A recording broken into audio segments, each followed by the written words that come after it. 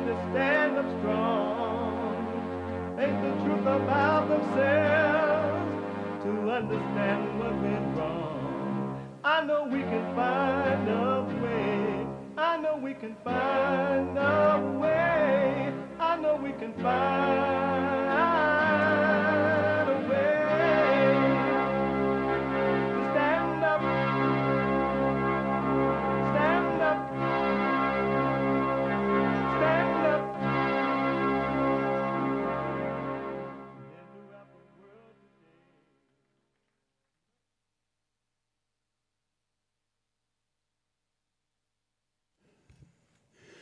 Uniting the races with truth instead of dividing them with lies. We're also rebuilding the family by rebuilding the man. I am Jesse Lee Peterson.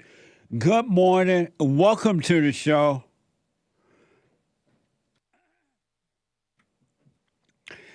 It is a nice, I don't know if it's going to continue raining today, but it rained last night. It was beautiful.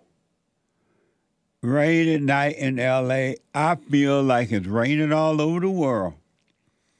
You can get involved by calling 888-7753-773. 888-77-JESSE.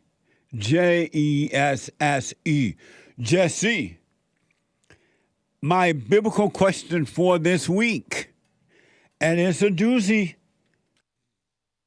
The biblical question: why are we supposed to care what people say or think about us?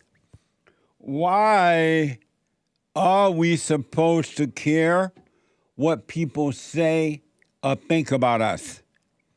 That's an amazing question.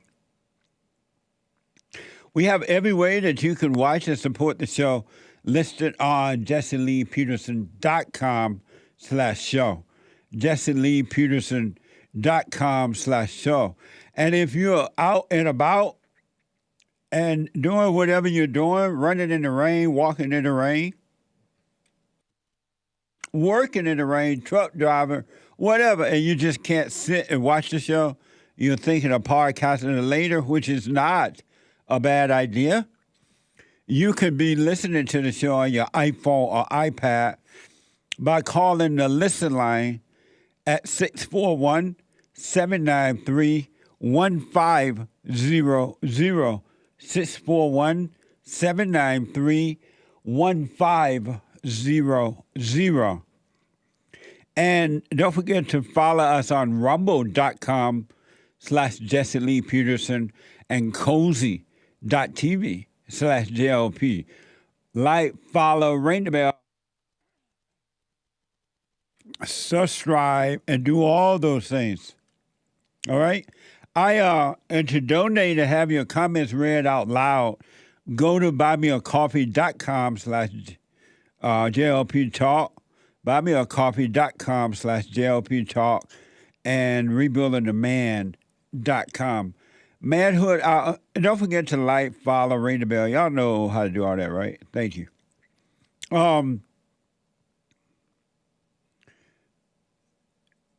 It is amazing. It's a spiritual battle. And you're either on the side of the devil or on the side of God. There's no gray area. There's no in between. There's nothing left but that. That's all it is. You're either on the side of the devil or you're on the side of God.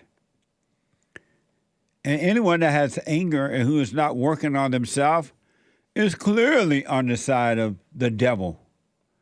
And they'll pretend they're on the side of God, but they're really on the side of the devil, of evil. It's amazing. So,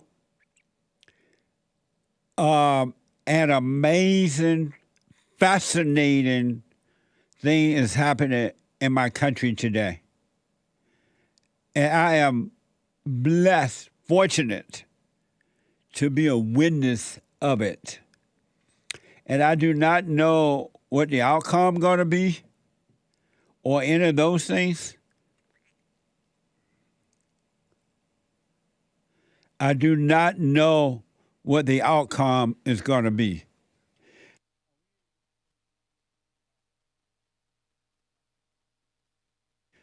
It is a fascinating thing happening. History is being made in a way that I don't think most people get it because most people are blind and they can't think above themselves, right? But have you been noticing the great white hope, Donald Trump? Matter of fact, let me see what he has to say today. Okay. Basically, all I've done is keep my promise. Amazing. That's all he's done.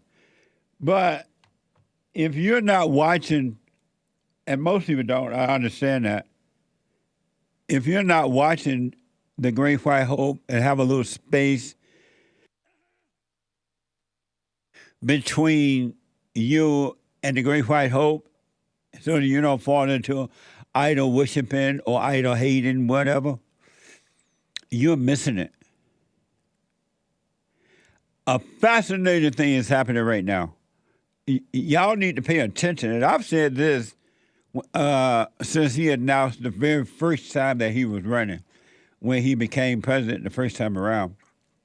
And it is still happening.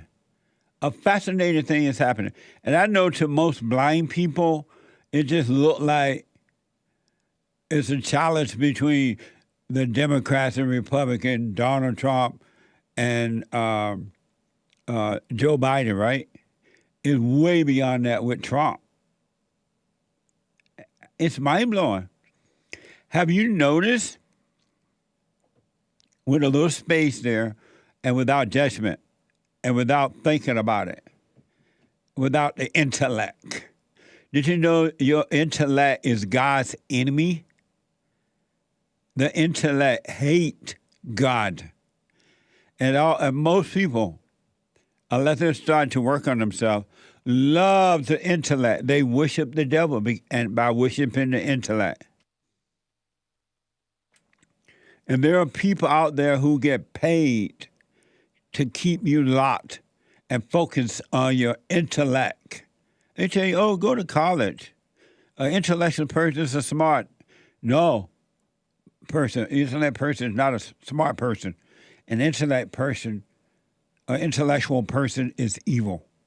They are of their father, the devil. Have you noticed that not one intellectual person has peace? Why do you think that is? If the intellect was good and you have all this smarts, either about the Bible, about God, about anything, why don't you have peace? Or psychologist, psychiatrist, counselor, preacher, doctor, lawyer, teacher, whatever. Why do you not have peace if the intellect was of God? Intellectual people are evil. Look at who's running the world. But anyway, I diverted. A fascinating thing is happening with Donald Trump. And have you noticed that? I digress. I'm coming back. Have you noticed that they have been after the Great White Hope since day one of announcing that he was going to run, coming down those elevator things years ago now? And they have not given up. And have you noticed that the Great White Hope just keep going like the ever-ready battery? He doesn't stop. He doesn't complain about what they're doing. A complainer is a weak person. He tell you what they're doing, but he doesn't complain. He just deal with the situation as they come. And then now the whole world going after him. They hate him. Why do you think that is? When the world hates you, what is that supposed to mean? And this is from the government to the media to the worker to the men-hating women to the women-hating men. They hate Donald Trump. And just think about this. Donald Trump does not have to be running for president. He has no reason to run. Well, no, he doesn't have to run. Meaning that he doesn't have to put up with this mess. He's doing it because he loves the country. But he doesn't have to. He can get on his golf course thing and just play golf all day and be just fine for the rest of his life. And the world goes after him. They have lied on him. They have made things up about him. They have tried to destroy his businesses.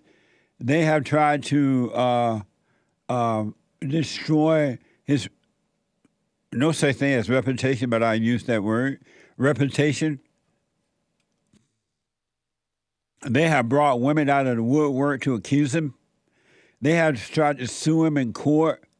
They have the media, just everything. I was talking to the anchor baby yesterday on his show at 12 noon Pacific time. He had somebody called into his show, and people said that to me too. This guy was not the only one I heard it from. And they pretend not to know that Donald Trump did start building the wall around our country, between Mexico and the USA. He started on the wall. He had paid contractors. He had bought the material. And the wall was going up. It was happening. But he ran out of time there. His term was up.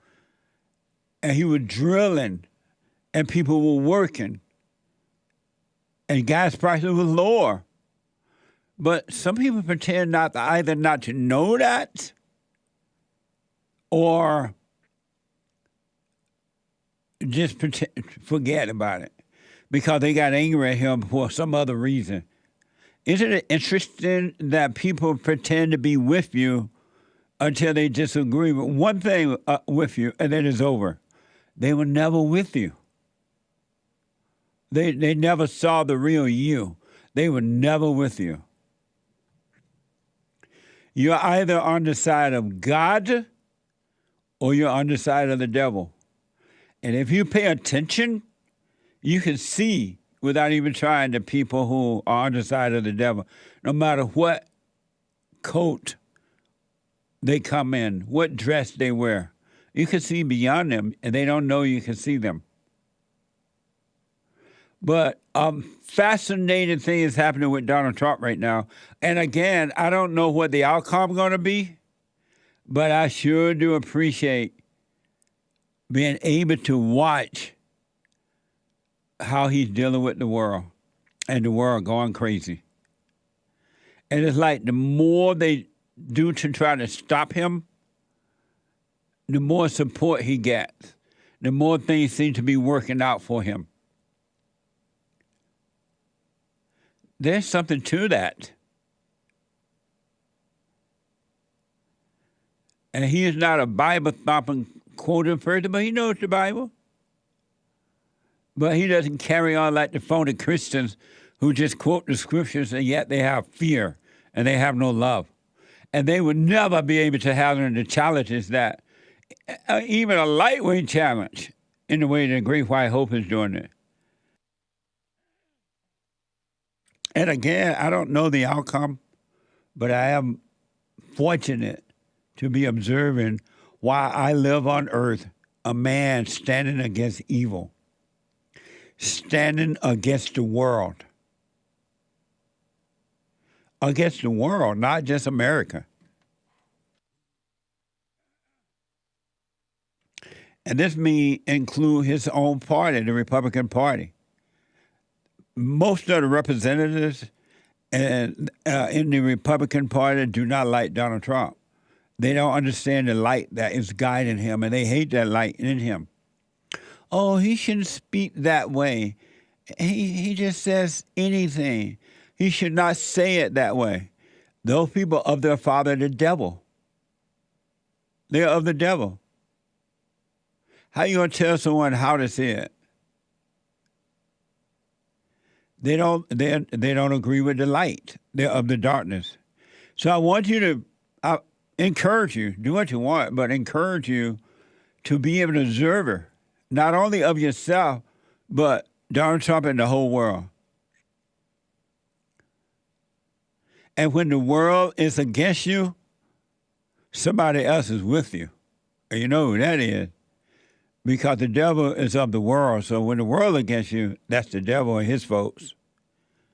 But God is with you.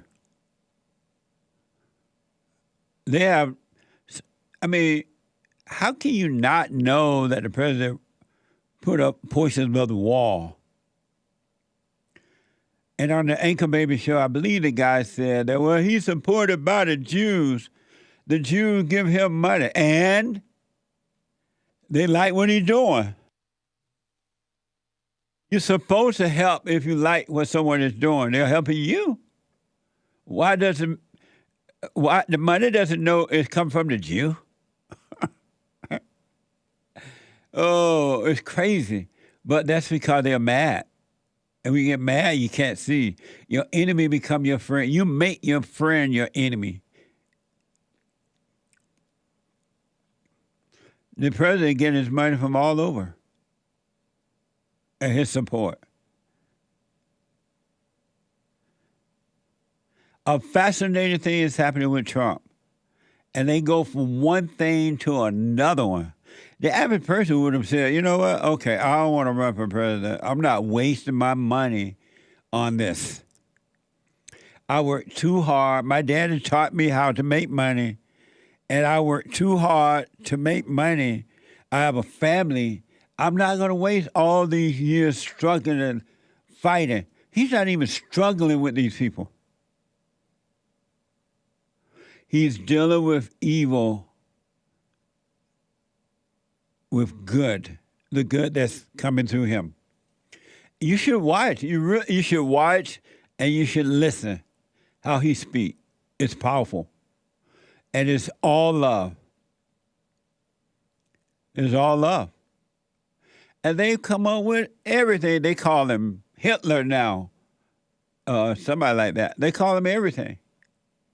And that's what the devil does. Have you noticed that when people your best friend can get mad at you, and he or she, what do? Right after they get mad, they call you names.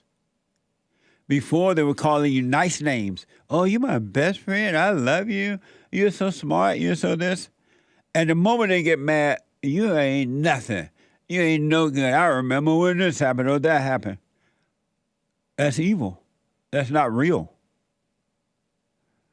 And they have called this man everything. And he just keep going. And they go crazy. Poor Liz Cheney. I'm surprised she's not locked up in a padded room with a white suit on her arms held together behind her back so she can't move. She hates Donald Trump, it appears. Remember her? She can't stop him. And it's driving her nuts. Watch Donald Trump. I've told you once, I've told you 1,000 times, to watch him. And some caller be calling me, is Donald Trump a criminal? You still going to vote for Donald Trump? Yes, and he's not a criminal. And even if he was a criminal and dealing with life the way he's dealing with it, I'll still vote for him.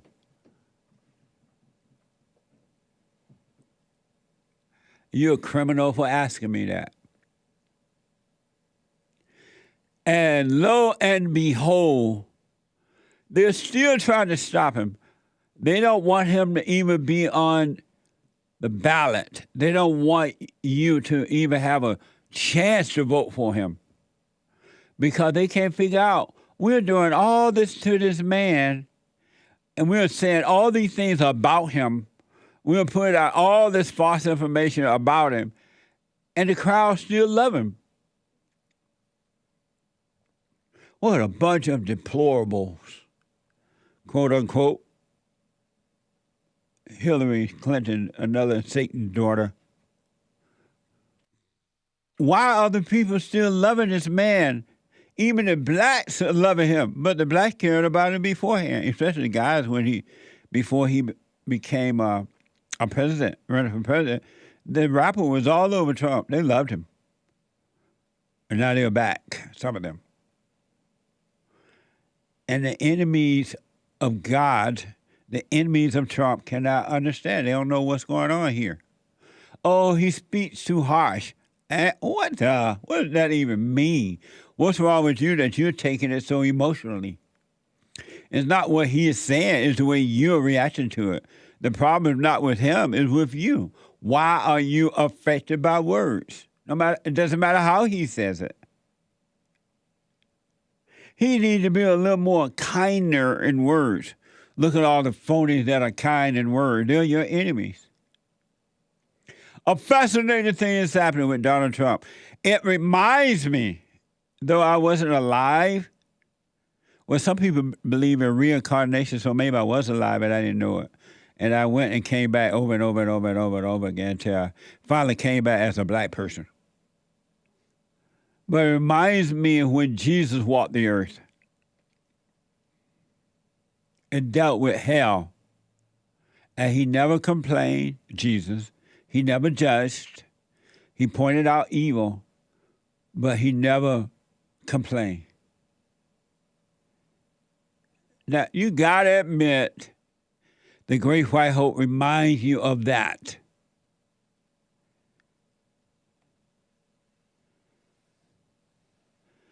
So lo and behold, they're still trying to stop him. They don't want you to vote for him. According to CNN, Colorado Supreme Court disqualified President Trump from 2024 ballot. Isn't that amazing? In America, I want my country back, but I tell you my country is done with. It's over. It's over. And I know some of the vets don't want to hear. They like to think, no, not. They had you fighting war for no reason. And they told you that you were a hero, so you feel good about fighting a war for no reason, giving your life. And they got money and power from it.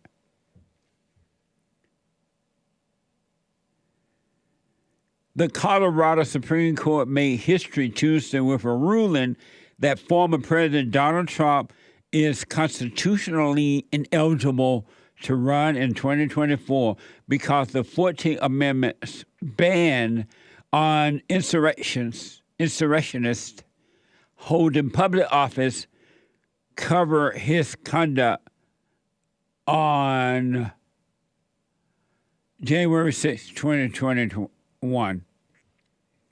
And so now it's going to the Supreme Court. Trump like, oh, okay, we'll just go to the Supreme Court. They'll settle this. No sweat. I'm going out and campaign some more. Watch this from BBC. The Trump campaign has responded. We will swiftly file to appeal to the United States Supreme Court. Watch this. In a statement, the Trump campaign said the court had issued a completely flawed decision, adding they will swiftly file an appeal to the United States Supreme Court.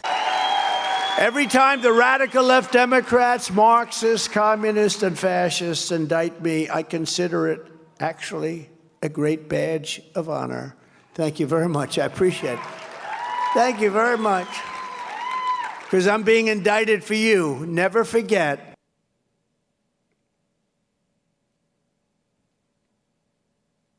Amazing.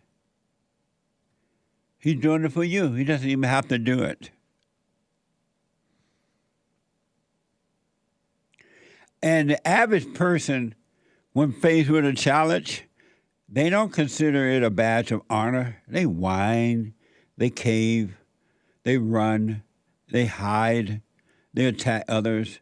They don't know how to deal with little small issues in their lives.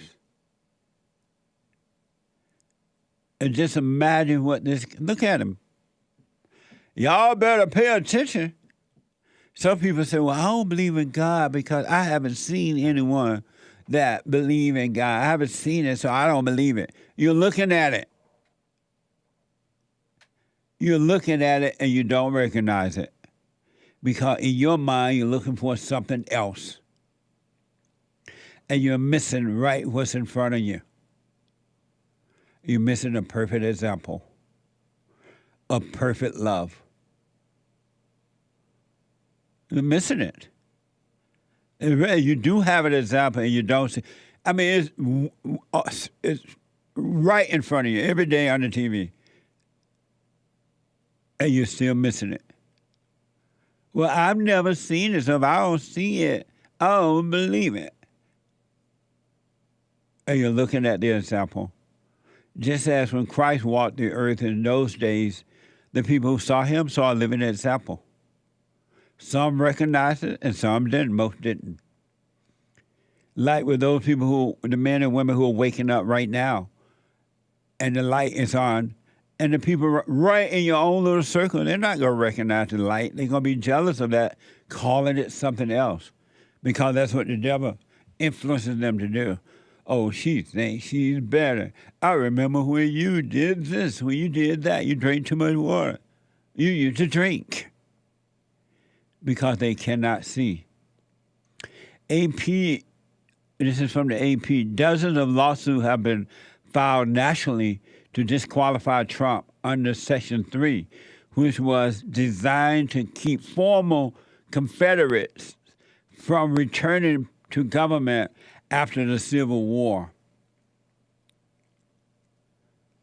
Just think about that. From the ocean to the sea, they try to stop the Great White Hope. They've been doing it for years.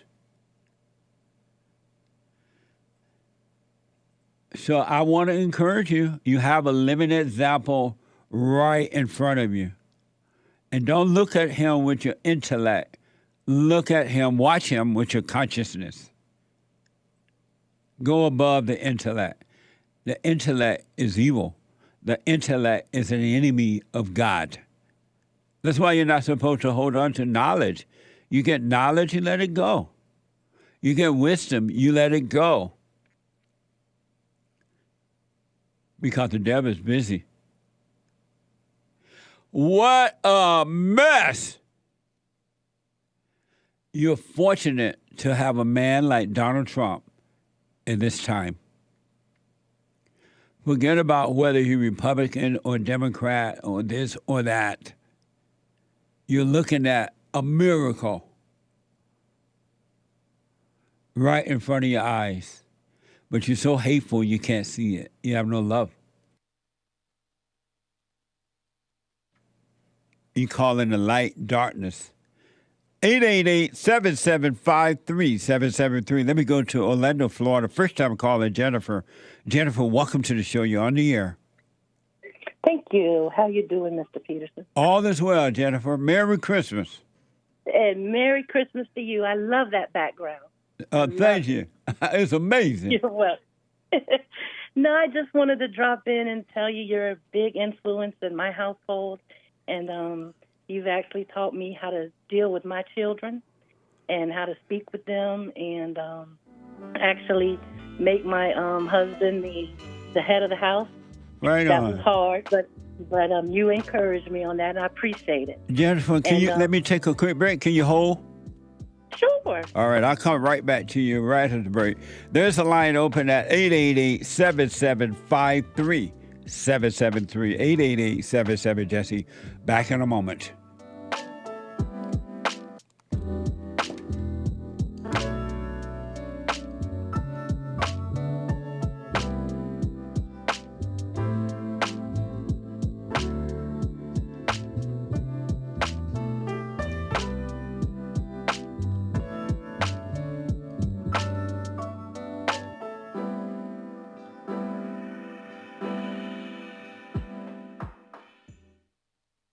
You can't run from evil within yourself or outside of self. You got to deal with it. And you need good in order to deal with evil. And God is good.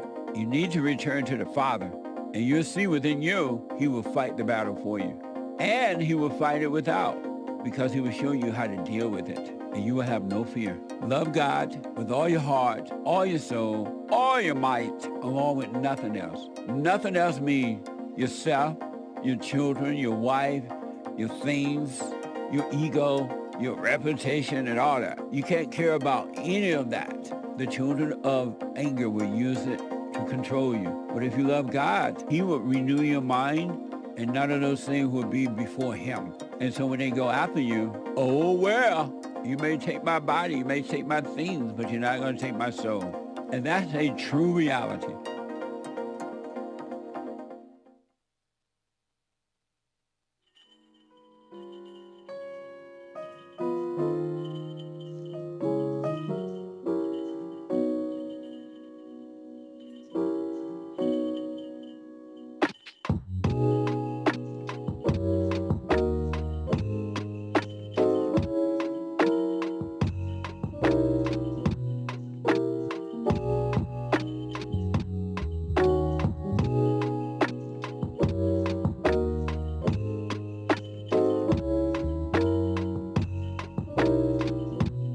Okay.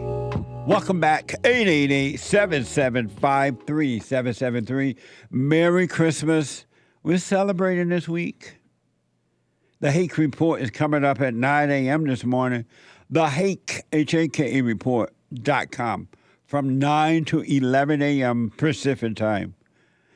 If you did not catch Joy on Friday TV yesterday on Tuesday, you can podcast it. It was amazing. Very, very interesting. So you can catch it by podcasting it, but every Tuesday it's live at 11 a.m. Pacific time. And then at 12 noon, the American Anchor Baby. At 12 noon today. Today is Wednesday. Today, the American Anchor Baby. And don't forget the Women's Forum tomorrow night, ladies, the last one for the year of 2023. Every third Thursday night, Women's Forum at 7 p.m. Pacific time. And last but not least, brand new episode of The Fallen State this Friday at 12 noon. This week, I had an interesting discussion with Dr. William James, and he is an educator from New York City and the author of the new book titled Black Supremacy. Watch this. Next time on The Fallen State. How many degrees do you have? 5. Wow, educated up to yang. Education is the true answer to liberation. Do you love Joe Biden? Yes. Do you love Adolf Hitler? Yes. Really? Do you love white people? You have a book called Black Supremacy. Most blacks do what? Destroy. Prove that. Who killed other blacks the most? Blacks. Who turned nice neighborhoods into hoods? I'm giving you a hint. I want money for what my ancestors went through. And what did you do to earn that money? I was born.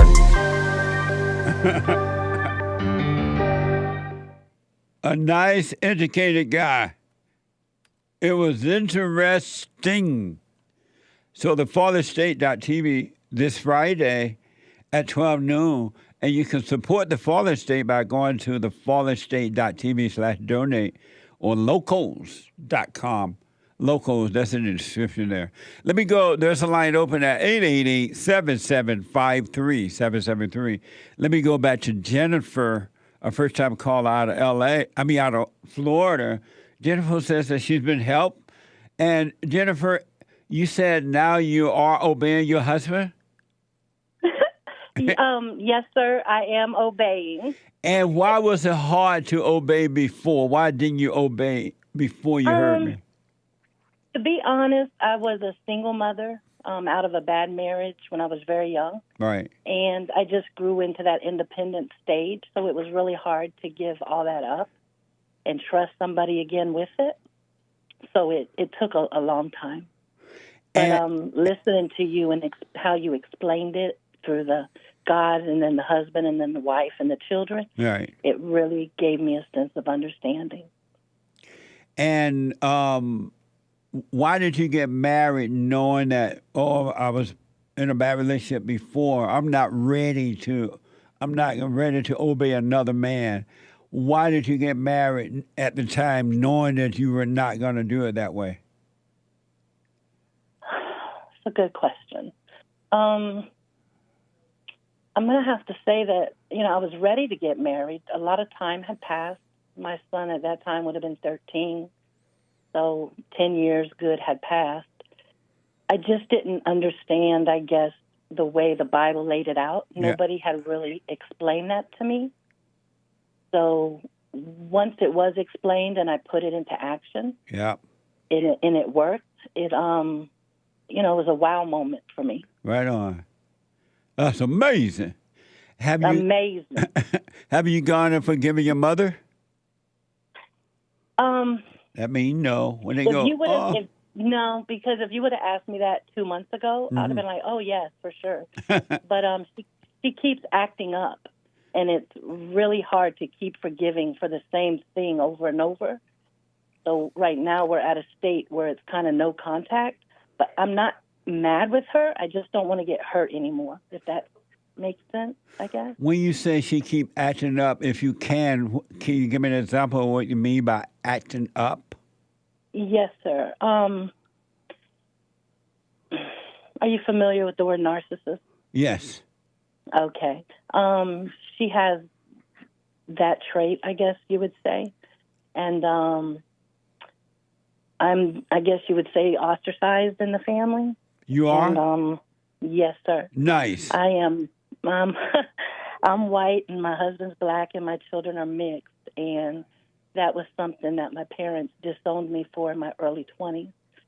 And they've turned around now and done it again because I don't cooperate the way they want me to, and I don't act the way they want me to. So they kind of shun me. So I forgive her and I love her, and if she calls me and needs something, I'm there. But I don't do much reaching out anymore. Amazing. And why do you think you love her? And why would you do something for her if she called you knowing that she's your enemy? Honestly, I think that in my mind, that's biblical. And I feel I should be there for my parents in their old age if they needed something. What's biblical? Not meaning like honor thy mother and thy father, don't despise your mother in her old age, those types of things. And I really pray hard for that. So does honor mean you got to take care of them? No, now they don't financially. They don't need any taken care of. But if one of them needs to go to the hospital, or there's one falls, they're 75, and I still have both of my parents, and they were together since the 8th grade, back forever. But if they needed me in that aspect, I would be there. But if something happened, they can call the fire truck and come and pick them up. You are so right. That's true. That is true. I really don't want any guilt on me either at the end. If something were to happen, I don't want to live with that either. Well, I have a fear of that. Of the guilt?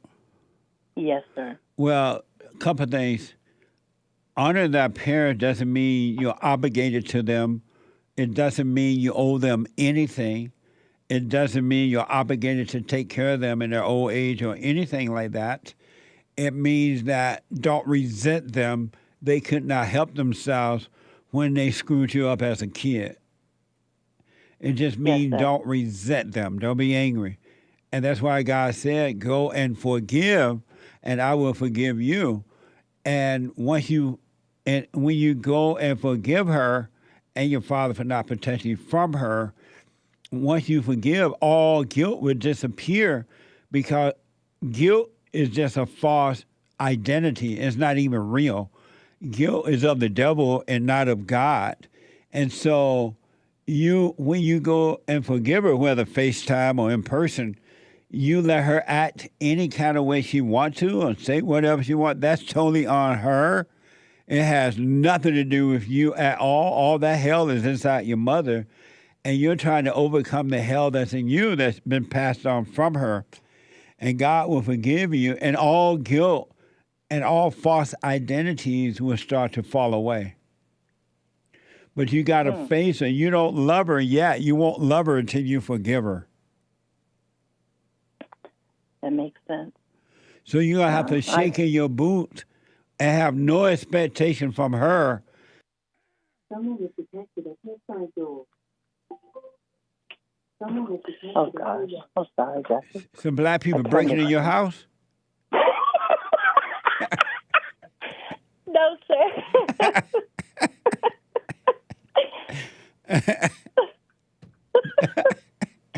No, sir. Are they out there picking up your package from the porch? Possibly dropping one off. But anyway, you gotta face her while you have a chance, so you can overcome that spirit that she's passed on to you. Yes, sir. I'm gonna have to pray about that because I know it's gonna be a situation where I apologize and she's arrogant and basically is just rude. It just seems to be part of her anymore. It wasn't like that as a child. I don't remember. But again, what she does is on her. It has nothing to do with you. You have forgiven her. Mother, I'm sorry for resenting you, for you imposing your will on me, turning me away from my father, whatever she did. And don't ask for forgiveness. You're wrong for resenting her. And God will forgive you, and that's what forgiveness is. You'll be fine. If she act out, if she act like she's better than you, or she whatever, that's on her, Jennifer. It has nothing to do with you. Have no expectation from her. You don't need her to act a certain way. You just need to forgive so you can overcome her.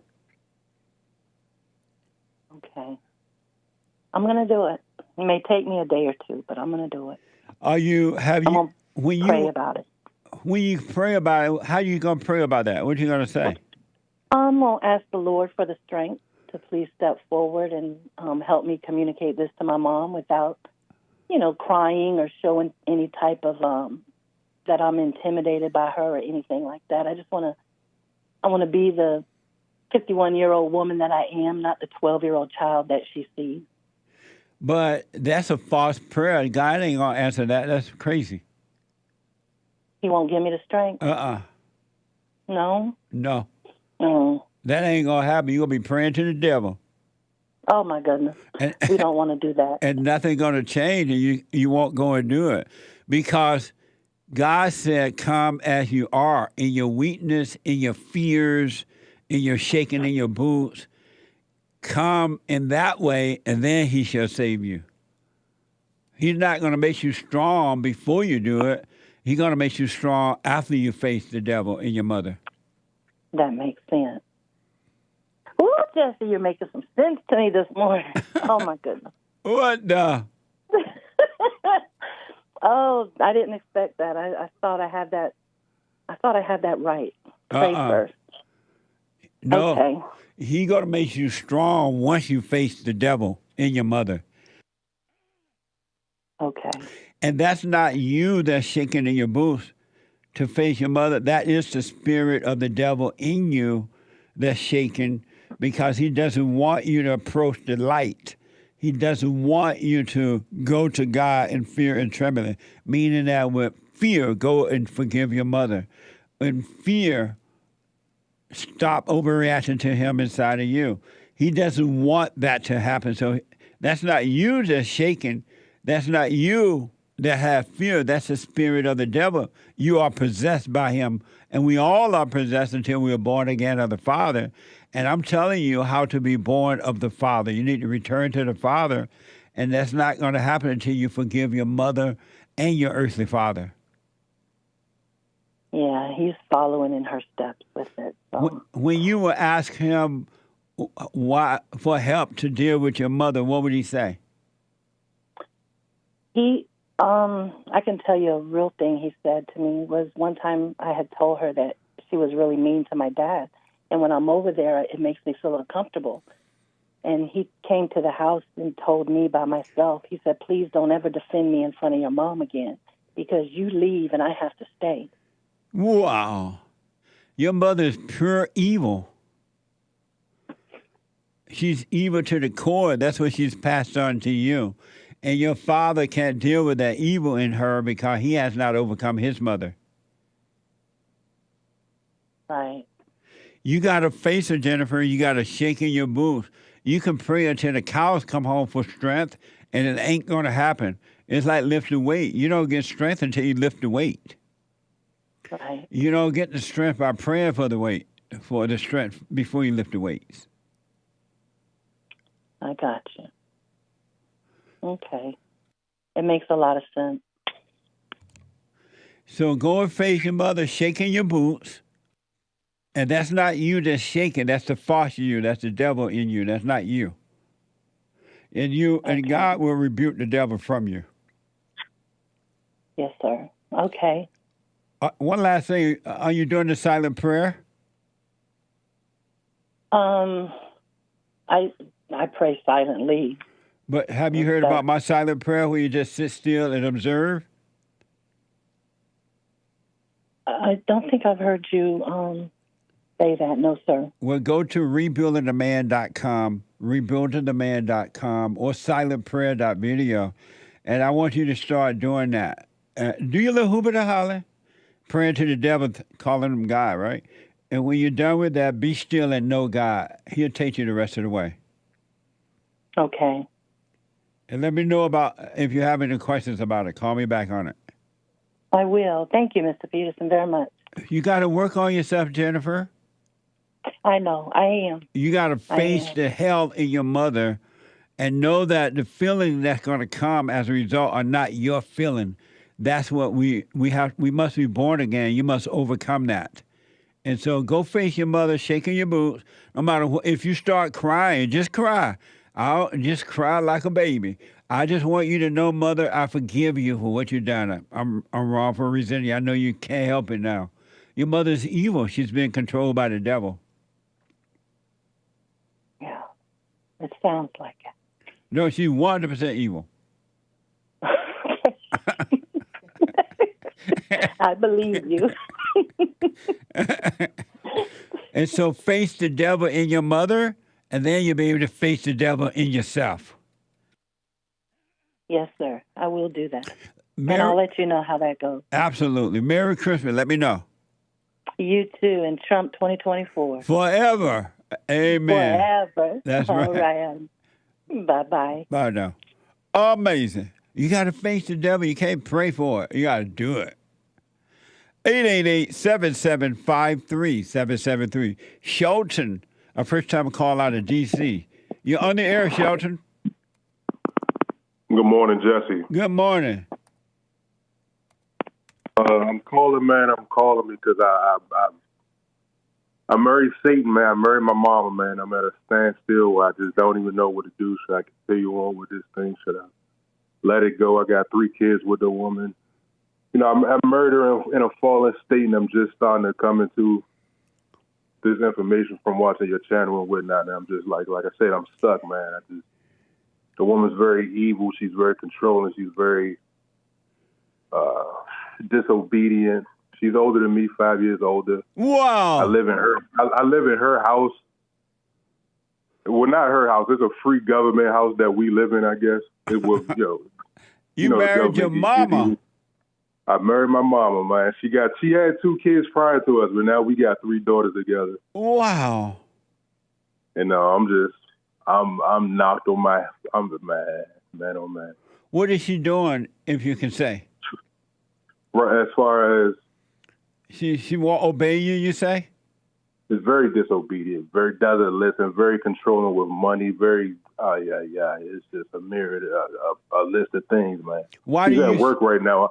She's at work right now. I'm in the house watching the kids. I lost my job a few months ago. The second I lost my job, she went to work. Wow. Why do you stay I'm with at home. As far as, well, I moved into her house and we just kind of, I don't know. I know, but a man should never ask you. I understand you did it in a fallen state. I clearly understand it. But a man should never, ever marry an older woman. He should never marry a woman who already has children. He should never move into her house. It's just hell.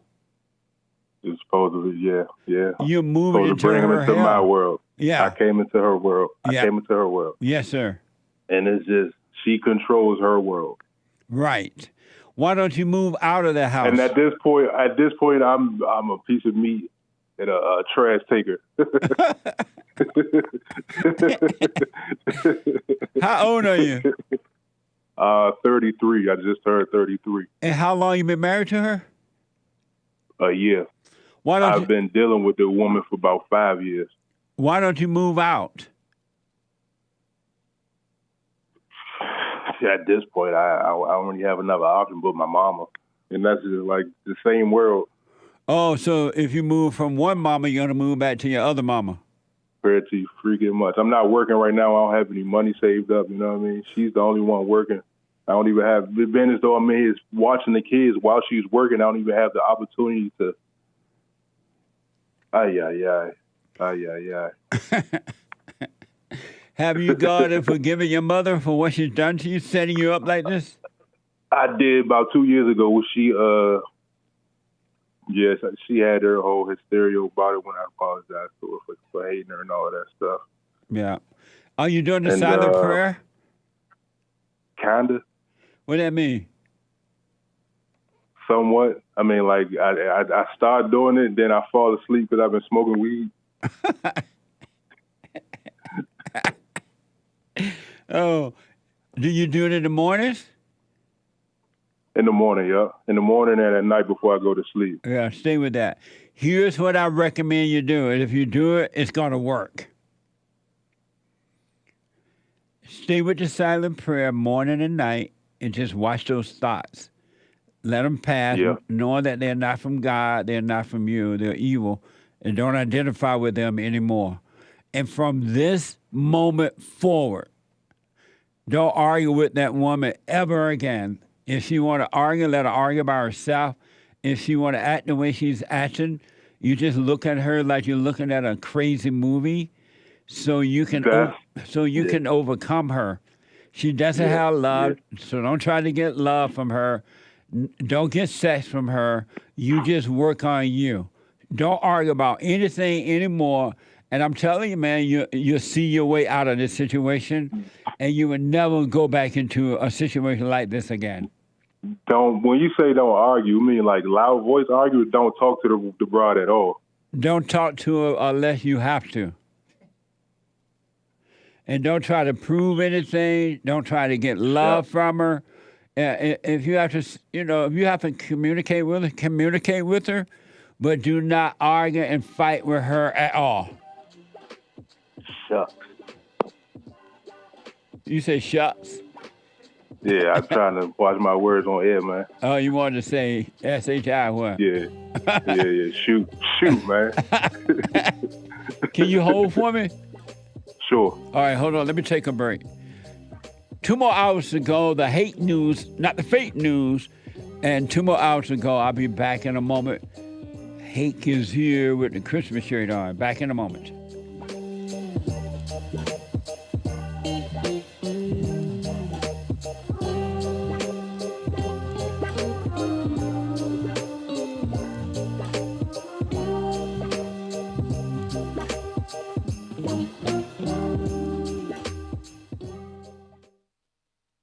Now, I totally disagree with the way things are going, but you can't be angry because that's what the enemy wants. He wants to control you. They do things to make you mad so they can control you. It's like being married, and the wife would do things to make you mad, or she'll do things to make you feel good. And men do that to women too when they want something from the woman, especially sex. They'll make her feel good, or they'll make her angry. And the woman's gonna have to say, you don't want to be angry. You want to speak up. You want to disagree with what's going on. It's wrong, but do not be angry. Then you won't have fear. You won't have doubt. You won't have worries. You'll be able to see, but you got to stay away from anger. That's why you must forgive your mothers and your fathers so that you can overcome the spirit of anger. It's a spirit and it's wicked. Nothing good in anger because it has no love, folks. You need love to defeat evil. And love is not a weakness. It's a strength. It's from God. It's His nature.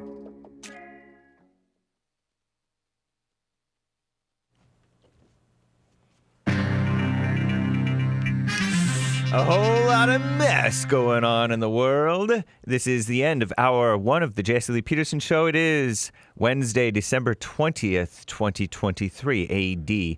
Stay tuned for hour two. Hang tight, callers. JLP will be right back to your calls. You can call in right now. There is one line open. 888-77-JESSE, 1-888-775-3773. And JLP will get right back to you guys. But first, Hake news, not fake news. The Women's Forum, third Thursday of the month, last one of the year. That's tomorrow, Thursday, December 21st, 2023, 7 p.m. at Bond in Los Angeles. Rebuildingtheman.com/events for ladies only. Men's forums are first Thursday of the month. Our Greatest President versus the gay-governed Colorado. Commie Nonsense Network, CNN, and the far-left female-run outlet, The Skim, both excitedly report the Colorado State Supreme Court made history on yesterday, ruling that Trump, our greatest president, is not eligible as a presidential candidate, falsely blaming him for the Capitol riot, which was mostly peaceful. The 14th Amendment subversion only applied twice since 1919 and never to a presidential candidate. Trump will swiftly file an appeal. So he's barred from running on the Colorado's presidential primary, although you can write it in, I heard. You can write in Trump's name, so you don't have to vote for DeSanctimonious or Nikki Haley or the Fat Rhino or whoever, or Vivek Ramaswamy. Yesterday, the Colorado State Supreme Court ruled Trump violated part of the 14th Amendment. The 14th Amendment is what gave Anchor Baby his so-called citizenship. Specifically, the part that disqualifies insurrectionists from holding office. They had to agree that January 6, 2021 Capitol attack counts as an insurrection and that Trump's actions meant he engaged in insurrection. Both stupid takes, obviously. The court also had to rule that they have the authority to enforce this part of the vaguely worded 14th Amendment and that this rule applies to the presidency, not just other offices listed in the Constitution. The justices ruled 4-3, it's a 7-member court, to disqualify Trump. Bunch of women on it too, by the way. The Colorado State Supreme Court affirmed a lower court ruling on the first points, but also ruled that this applies to the presidency. As the majority opinion put it, we do not reach these conclusions lightly. Yeah, right. We are mindful of the magnitude and the weight of the questions now before us. We are likewise mindful of our solemn duty to apply the law without fear or favor and without being swayed by public reaction to the decisions that our law mandates that we reach. And in the dissent, one justice who wasn't for this nonsense said the state does not have the authority to issue such a ruling. The dissenting justices added it would have required a conviction that Trump was an insurrectionist. Indeed. With one justice saying, even if we are convinced that a candidate committed horrible acts in the past, dare I say, engaged in insurrection, there must be procedural due process before we can declare that the individual disqualified from holding public office. Makes sense to me. Never before in U.S. history has so-called insurrection clause been used to disqualify a presidential candidate. Trump's campaign does plan to appeal to the U.S. Supreme Court. Spokesman criticized what they dismissed as an all-Democrat-appointed court and accused it of operating on behalf of crooked Joe Biden by removing our greatest president's name from the ballot and eliminating the rights of Colorado voters to vote for the candidate of their choice. The 7-member court was indeed appointed by Democrat governors, ruling 4-3. The SCOTUS, Supreme Court of the United States, needs to decide whether they'll take up the case. 6 of the 9 members of the Supreme Court were appointed by Republicans, including 3 by our greatest President Trump. Colorado says the case needs to be resolved by January 5th, the deadline for Colorado to print their March primary ballots. Trump lost the state of Colorado in 2020, but similar lawsuits have moved through other states, including Michigan, which is, I think, a battleground state, right? Maybe. The issue is now before the state's Supreme Court in Michigan. Trust in the U.S. government and institutions is believed to be at record lows a month before the Iowa caucuses and New Hampshire primaries. I'm James Hake. Now back to JLP, Hour 2.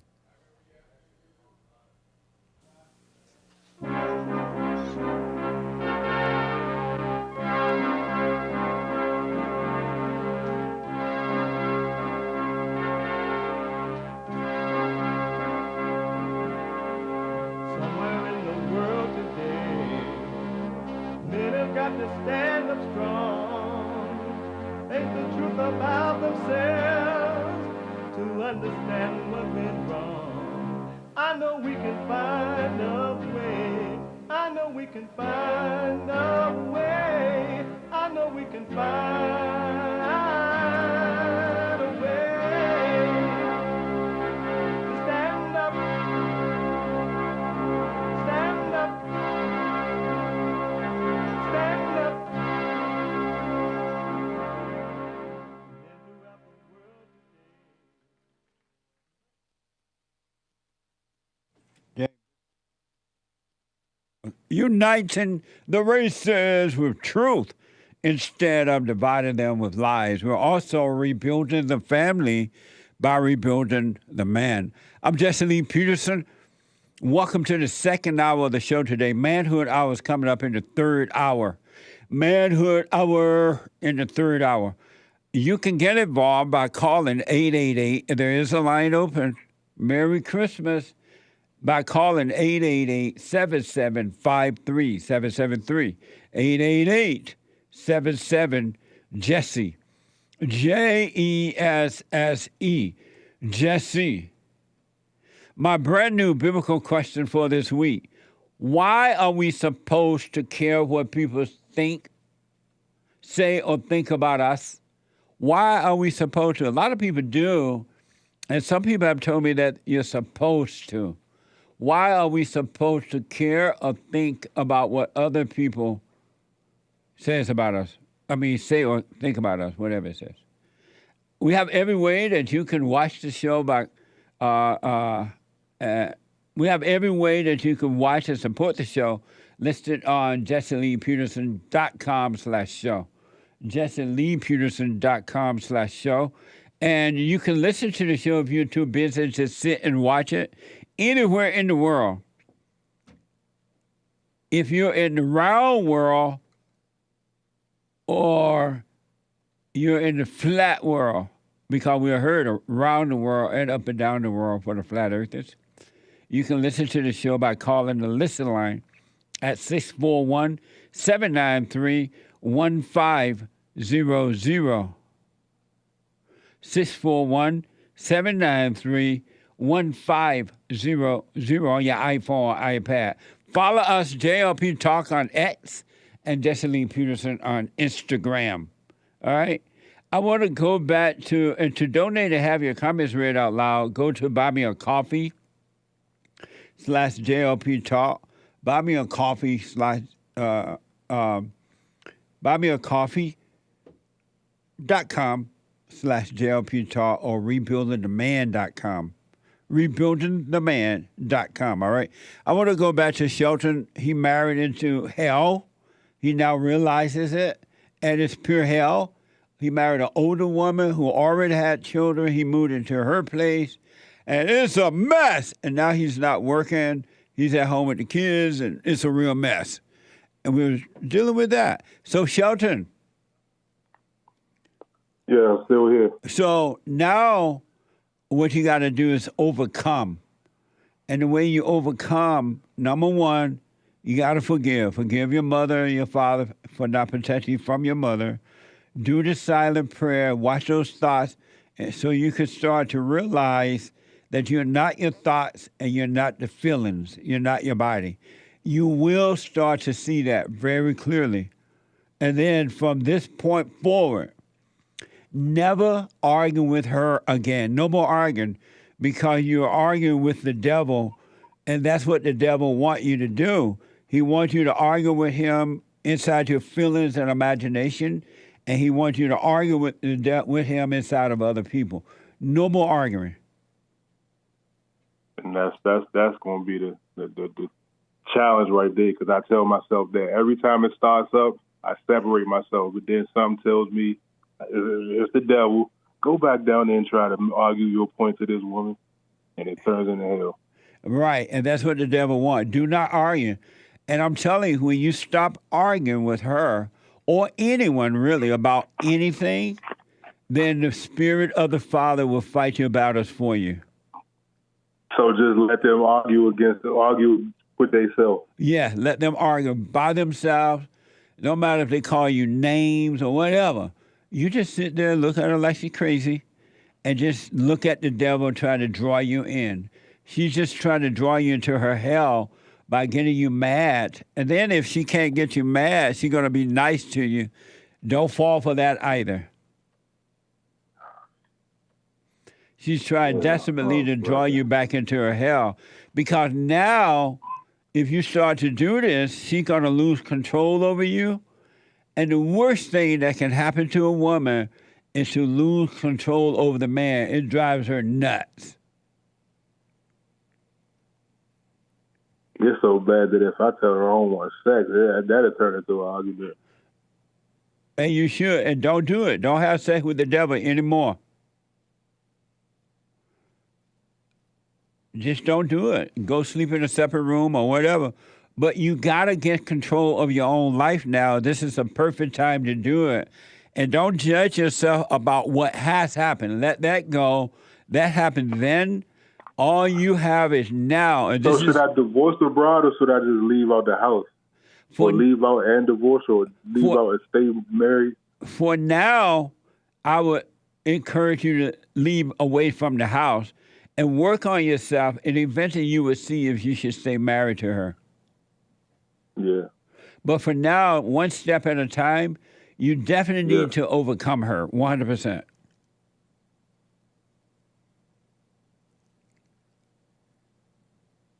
It's not going to work. It never was going to work. It was not meant to work. She's older than you. She's your mama. And she will forever be your mama. I bet you she feels like she's raising a boy. She called me baby, and I tell her don't call me that. She hate when I say don't call. I'm like, stop calling me baby. I'm a grown man. But that's how she see you, though, as a baby. Because she's older than you. You can't leave her because she's older. And that's why she married you, because she knew she would be able to control you. It wasn't that she loved you. It was about control. When I was, falling, telling myself, you know what? I'm doing this because of the kids. Yeah. Doing it the right way and all that stuff. That's the devil lying to you. Yeah. But so don't judge yourself. It's enough to see that your house is burning down. You're in a situation and you didn't see yourself getting into that situation. So be grateful that you can see it. Don't judge yourself. Don't judge her. Let her have her own hell. And you work on you and overcome the hell that's in you. And you will overcome the hell of the world. It will happen. God love you. And this is a perfect time for you to work on you. She has, like I said, she had 2 kids prior to me. She had a son. This little boy name is King. I got to call him King every day. Like, it's a whole mess, man. I'm calling a 10-year-old King every day. Oh. What a mess. She calling you baby, and you calling 10-year-old King.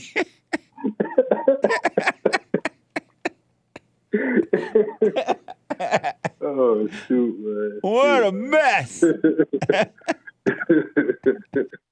Oh, shoot, man. I say everything to avoid King as much as I can. Hey, bro. Hey, man, come here. Oh, God. Well, you're in a perfect position now to overcome the world. So stop arguing. Remember, I don't care what because she's going to go nuts when she can't get you. Nuts and it trickles down to the kids, and your father's not this and that, and he ain't asking. Yeah. You need to get away from there. You need to just get away and work on you. Just realize I'm married. Like I said, my only other option is my mama, either my mama or the homeless shelter. And the homeless shelter is full of bed bugs, criminals, but don't and move drugs. right now. I'm not going. No, don't move. Yeah. No, don't move. Just don't be having sex with her. Don't be arguing with her. You just stay quiet, do the silent prayer, watch those thoughts. And if she says things that hurt your feelings, just know that's not you that's hurting. You have identified with the spirit of evil. So it's the ego, and you're not your ego. So it's not you. So let the words just pass, whatever she call you. It's on her. And don't argue back at all. Just look at her like she's crazy. Well, you're not saying anything. I don't have anything to say. You made your mind up already. You know what I mean? Yeah. Don't argue with her, man. That's how women. One of the ways that women control men. Is about this. That's going to start World War III, and I'm not equipped. Well, lay your weapon down, and you will be made strong. You will be made strong. In your weakness, go to God, meaning that don't fight back. Don't fight the devil, and the God will destroy the devil inside of you. In your weakness, let it happen, and you'll be fine. Yes, sir. That makes sense? It made a lot of sense. Because the way you've been doing it hasn't been working, and it ain't going to work. It's just going to make it worse for you. And so you don't have to move out right now, but you quietly work on yourself, quietly look for a job, quietly find you a place. One thing will lead to another. I'm telling you, man, it will be amazing. And you'll look back and you'll think, wow, there is a God. Wow. Wow. All right, man. I appreciate that. Was this helpful? Very much. I'm going to call you again, man. Okay, so for now, I repeated myself, but do the silent prayer morning and night. Watch those thoughts and feelings. Just watch them like you're watching a movie, knowing that it's not you. It's that spirit that you must overcome. Everyone is possessed with those spirits and come through everybody's mama. And then just watch them.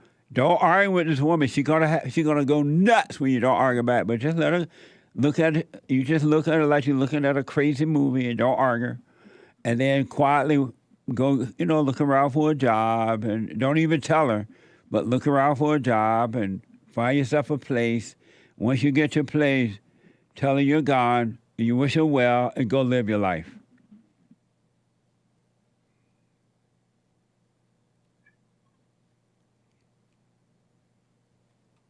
Amazing. And there's nothing, I'm not wrong for doing that. Not at all. You're wrong for getting involved with a relationship. Now you're about to be right. You see the right thing. Now you're overcoming, so you'll be made right. And just know that God is not holding this against you at all. He knows that you can see that you did not see what you were getting into, but now you can see. You're starting to see. So if you get any sense of guilt, that's from the devil. It's not from God. It's from the ego. And no, you are not wrong for doing that. You're making a wrong a right. You're overcoming wrong. And if anybody tell you that you're wrong for doing that, give them the finger. You're talking to the devil. Wow.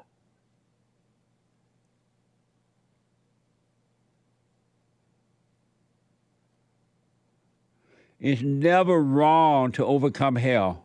It's wrong to stay in hell.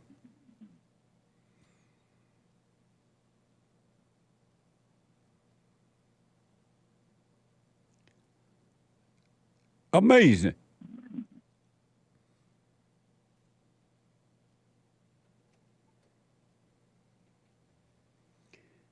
Hello?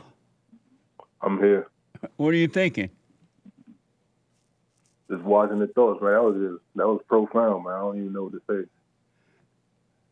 God is with you. He's allowed.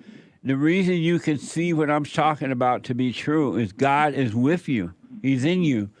And he's trying to help you overcome hell. He is trying to save you from the devil. He's trying to save you from your misery. And that's why he is allowing you to see that what I'm telling you is true. Another human being So what? That's my ego telling me it's something I can do to save this woman and fix her and help her and make her better and all of that stuff. Yes, that's the devil. That's the ego. You can't even fish yourself. And no human being can fish themselves. How are you going to fish someone else? And plus, that woman don't want fishing anyway. If she wanted fishing, she would be working on herself. She would go to God. She would look at herself and overcome. You cannot fish her. Don't even try. You can't even fish you.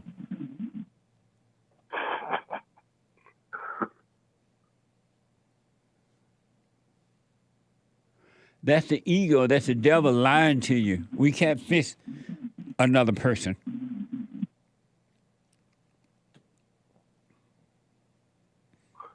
I gotta get the heck away from this bride. You do. You're living with the devil. Yeah. Amazing, huh? Yeah. And she does. But now I'm what about the kids, man? What about the kids though?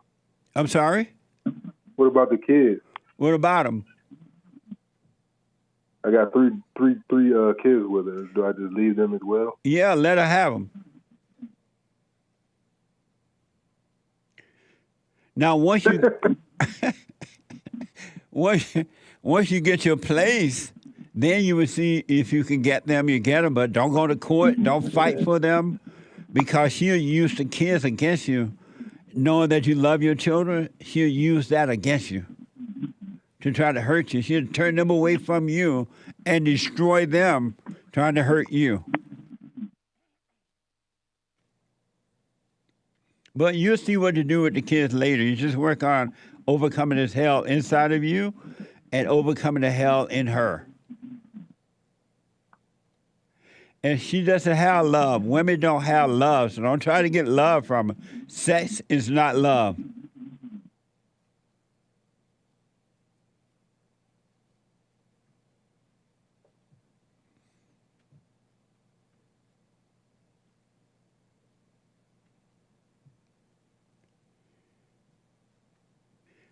Any day now, I will. Shit, man. Shoot, I'm sorry. But be grateful that you can finally start seeing now. All this stuff has brought you to this point where now you're going to look at you, you're going to work on you so you can overcome the deception of the devil that's in your mind and emotions. And don't be angry at her. Don't be angry at her at all, because you are to blame for getting in that situation. She is to blame for getting in the situation. It's not your fault that she ended up marrying a man younger than her, because she just wanted to control you. That's not your fault. So let her have her hell, and you work on your hell, and don't blame anyone for your hell. You know it came from your mother. You're forgiving her. Now you just work on yourself.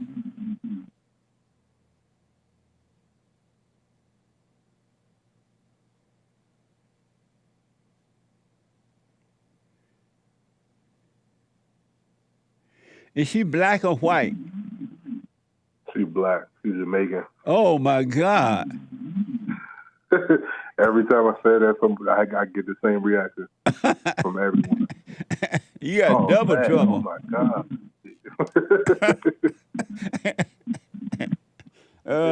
If only I knew. I understand, but in that fallen state, we all are blind. But we don't have to stay that way at all. We do crazy things because we don't see what we're getting into.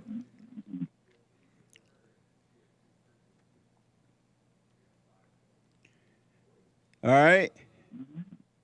She took her wedding ring to the pawn shop. So what now? She took her wedding ring to the pawn shop. Good. Be done with her, man. That's not your wife.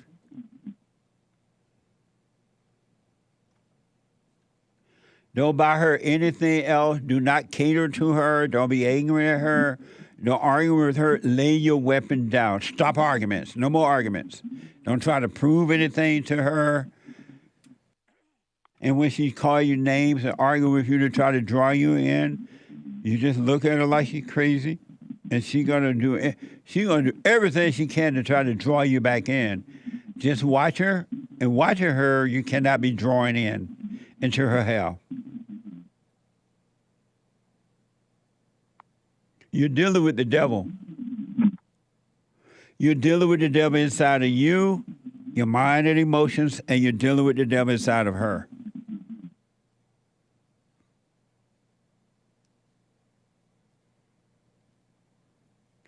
And you're not feeling love for her, and she doesn't feel love for you. That's hate.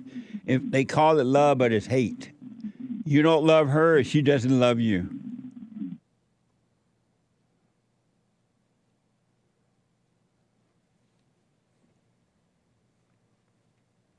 Am I over too far?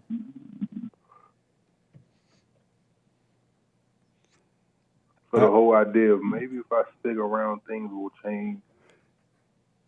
Yeah, things will change. It's going to get worse.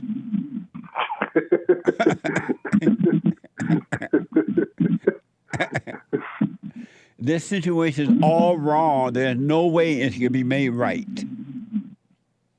Right. It can only get worse if you stay. The answer to the biblical question, you shouldn't. Why should you? Why are we supposed to care what people say or think about us? We shouldn't care. Do you care?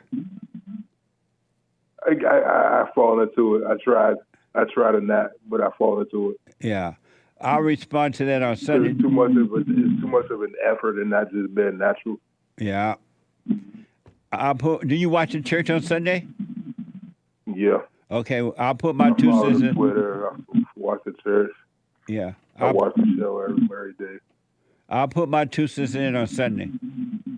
But go work on yourself, man, and call me back and update me. For sure. But work on yourself and don't let your all thoughts, except for practical thoughts, go to work, eat your dinner, whatever. But all thoughts are all lies all the time about anything. So don't believe those thoughts. Oh, it'll get better. No, it won't. Oh, you should leave your children. Let her have them. Because she'll take you to court and take all your money and still take your children.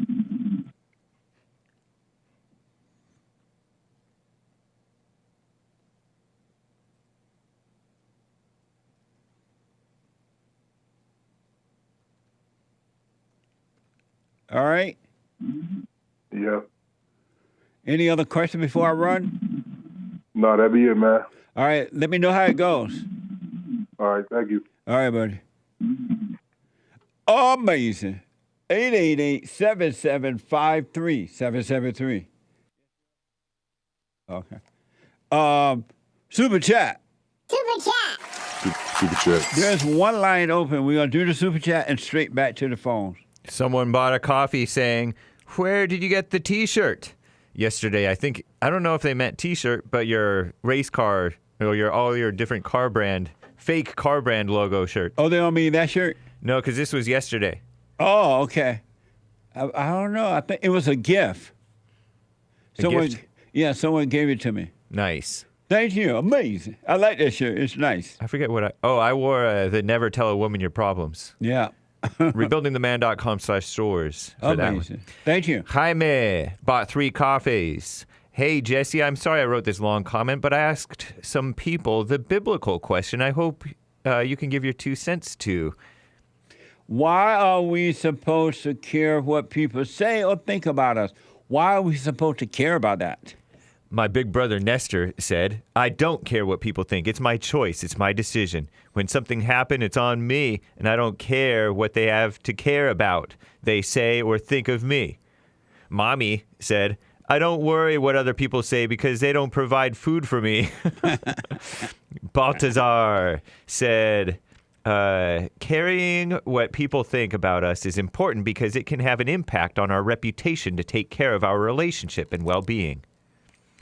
Karen said, "Even though it's not necessary to feel what other people think of you, we can't deny the fact that we care always on other people's view for us because we have feelings. P.S. When I call you guys on the air, I've always called you guys on speakerphone because this first time I call through my ear, you guys don't really hear me well, but on speaker, yes. Just letting you guys know, and sorry I lied to you guys that I'm putting my phone through my ear. Amazing! Triple exclamation mark. What the? Amazing. Thank you. Thank you, Jaime. And Jaime, I'll put my little 2 cents in on Sunday. I can't respond right now. I want to hear from others about it. Thank you. That's cool. You asked a bunch of people the biblical question. I know. Henry Ford lives with a diamond. New variant coming. Put the face yarmulke back on. I see some people wearing them already. Yeah. Thank you. Charles bought a coffee. If you can look up in the sky and see that the sun, the moon, and the other planets are round, what makes the flat earthers think the earth is any different? Come on, man. I know. I have friends who are flat earthers, and so I understand. But they treat it like it's a religion. Some of them, not all. Amazing. Thank you. Thus always to tyrants, bought 5 coffees. Enoch 1:9, same as Jude 1:14. And behold, he cometh with 10,000 of his holy ones to execute judgment upon all and to destroy all the ungodly and to convict all flesh of all the works of their ungodliness which they have ungodly committed, and all the hard things which ungodly sinners have spoken against him. Nice. Thank Bible you. verse. Gen C bought 20 coffees, very generous. Thank you. Others in the world is waking up. You find this speech from the President Bukele of El Salvador interesting. At one point, he says his success in combating terrorism in his country, it's only by winning the spiritual war. Through the grace of God, we transformed the most dangerous country to the safest, El Salvador. Think he listens to Jesse? LOL, JK. We could sure use leaders like him in America. God bless and Merry Christmas to the Bond Universe Christmas tree emoji and Christmas gift emoji. Amazing. Thank you. I've seen him in an interview, the president of El Salvador. Yeah. And he definitely seems like a tough guy. And you're right. We need a tough guy like that. That's why we got to have the Great White Hope back. And tough guy get things done. You're absolutely right. Thank you. WD41 bought 5 coffees saying, thanks for the shows. Thank no, you. not coffees. Those are diamonds. 4 diamonds. Thank you. Amazing. Thank you for your support. Stan69 donated a diamond. Little JLP should have had that Santa hat all month. Yeah, that's true. Amazing. Merry Christmas. Mike Young bought a coffee. Hey, Jesse, do you really think that the blacks really support the Great White Hope President Trump because of one of James Hake's former guests, Krishan the Don, said something really interesting about how the Great White Hope gave out stimulus checks and got Kodak the Black out of jail? And I was wondering what you thought about that, Jesse. And James Hake, I would love to hear your input as well. Thanks, Mike Young. Yeah, there are some blacks, especially black men and some black women, but there are some black men that are supporting the Great White Hope, absolutely. And they're not doing it for as victims, or they're not doing it because they want to be on welfare, but they see now what is really going on. And this attack on the Great White Hope is causing them to really see what's going on. So, yeah, it really is happening. It's amazing. Thank you. But I do agree with Krishan the Don that many are only supporting him out of selfishness. Yeah, that of course, absolutely. Yep. Kodak Black's the GOAT. He's the greatest of all time? What? Kodak Black is awesome. What? Kodak Black is awesome. Oh, this guy? Kodak the Black. Who is that? That's the guy with the... He was let out of prison. He was a criminal and / rapper, right? Yeah. Oh. And Trump let him out. Nice. Well, I think. Yeah, maybe. Thank you. We got to take a quick break. When I come back, your phone calls, and then we'll finish up the super chats and all that. A quick break. Back in a moment.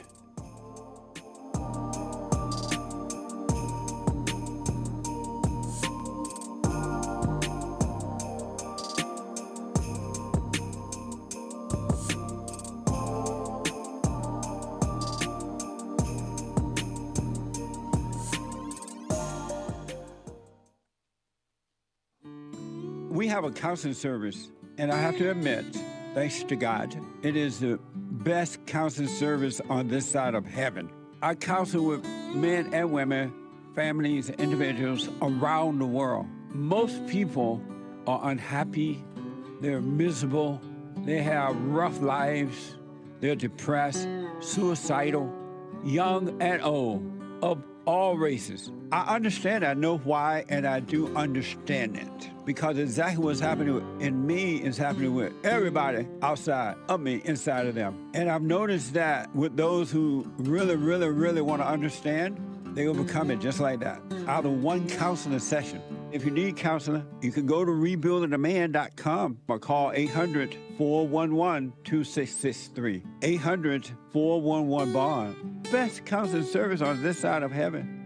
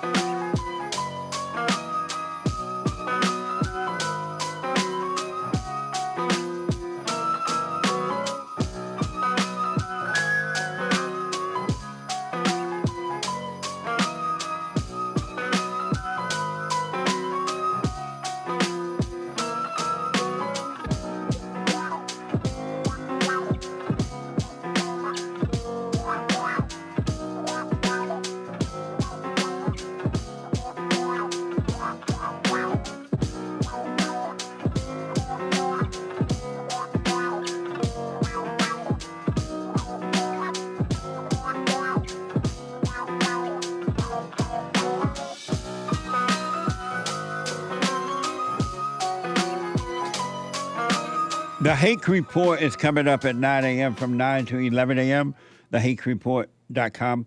And then at 12 noon, the American Anchor Baby at 12 noon. All right? And for personal shout-outs, Merry Christmas shout-outs, Happy New Year shout-outs, happy anniversary, congratulations, encouragement. Whatever the shout-out is, I will do them myself for you. Go to Cameo. CAMEO.com/Jesse Lee Peterson. CAMEO.com/Jesse Lee Peterson for personal shout outs. And there is a line open at 888-775-3773. Let me go to Jaiden, a first time caller out of California. Jaiden, welcome to the show. You're on the air. Hi, Jeffrey. It's Jaiden, and I got a discrepancy to pick and air out with you real quick. It's Jaiden, you say? Jaiden. Okay. And my name is Jesse. Oh, hey, Jesse. I'm sorry. I think I said Jeffrey. Yeah. And I want to say that, and I do apologize, but okay. I think you helping the campaign of Donald Trump, and he ain't the great white hope. He's a great white shark in a petting zoo.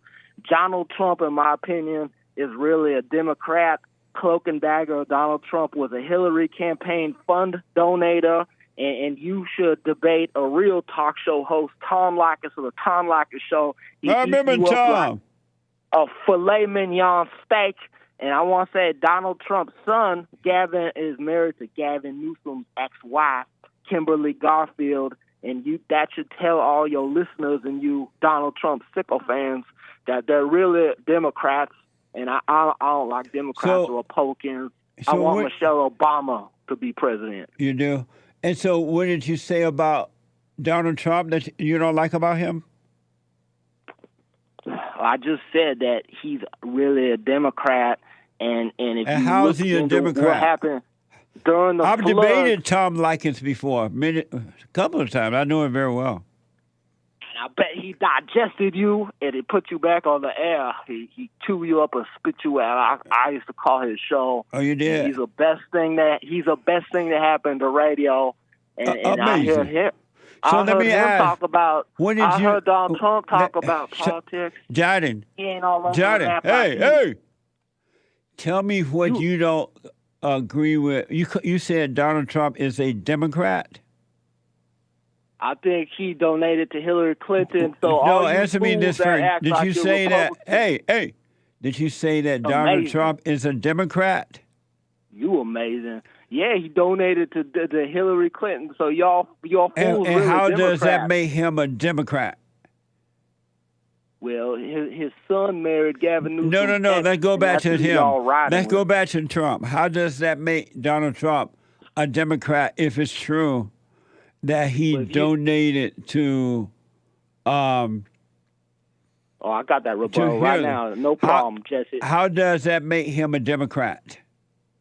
Okay. Well, he was in the Philippines throwing paper towels when they had a typhoon. Let's go back to exactly what I said. Oh, he's a horrible president. You should be ashamed of yourself. Jaiden. Now, Did you know that Tom? Did you know that Tom Leykis is a liberal? Tom Leykis is an independent like me, and we don't like Democrats or Republicans. And you should be on this show. You should debate him because he fuck you up, Jesse. I gotta go. You cursing? You cursing? Getting carried away. Thank you, buddy. You losing it.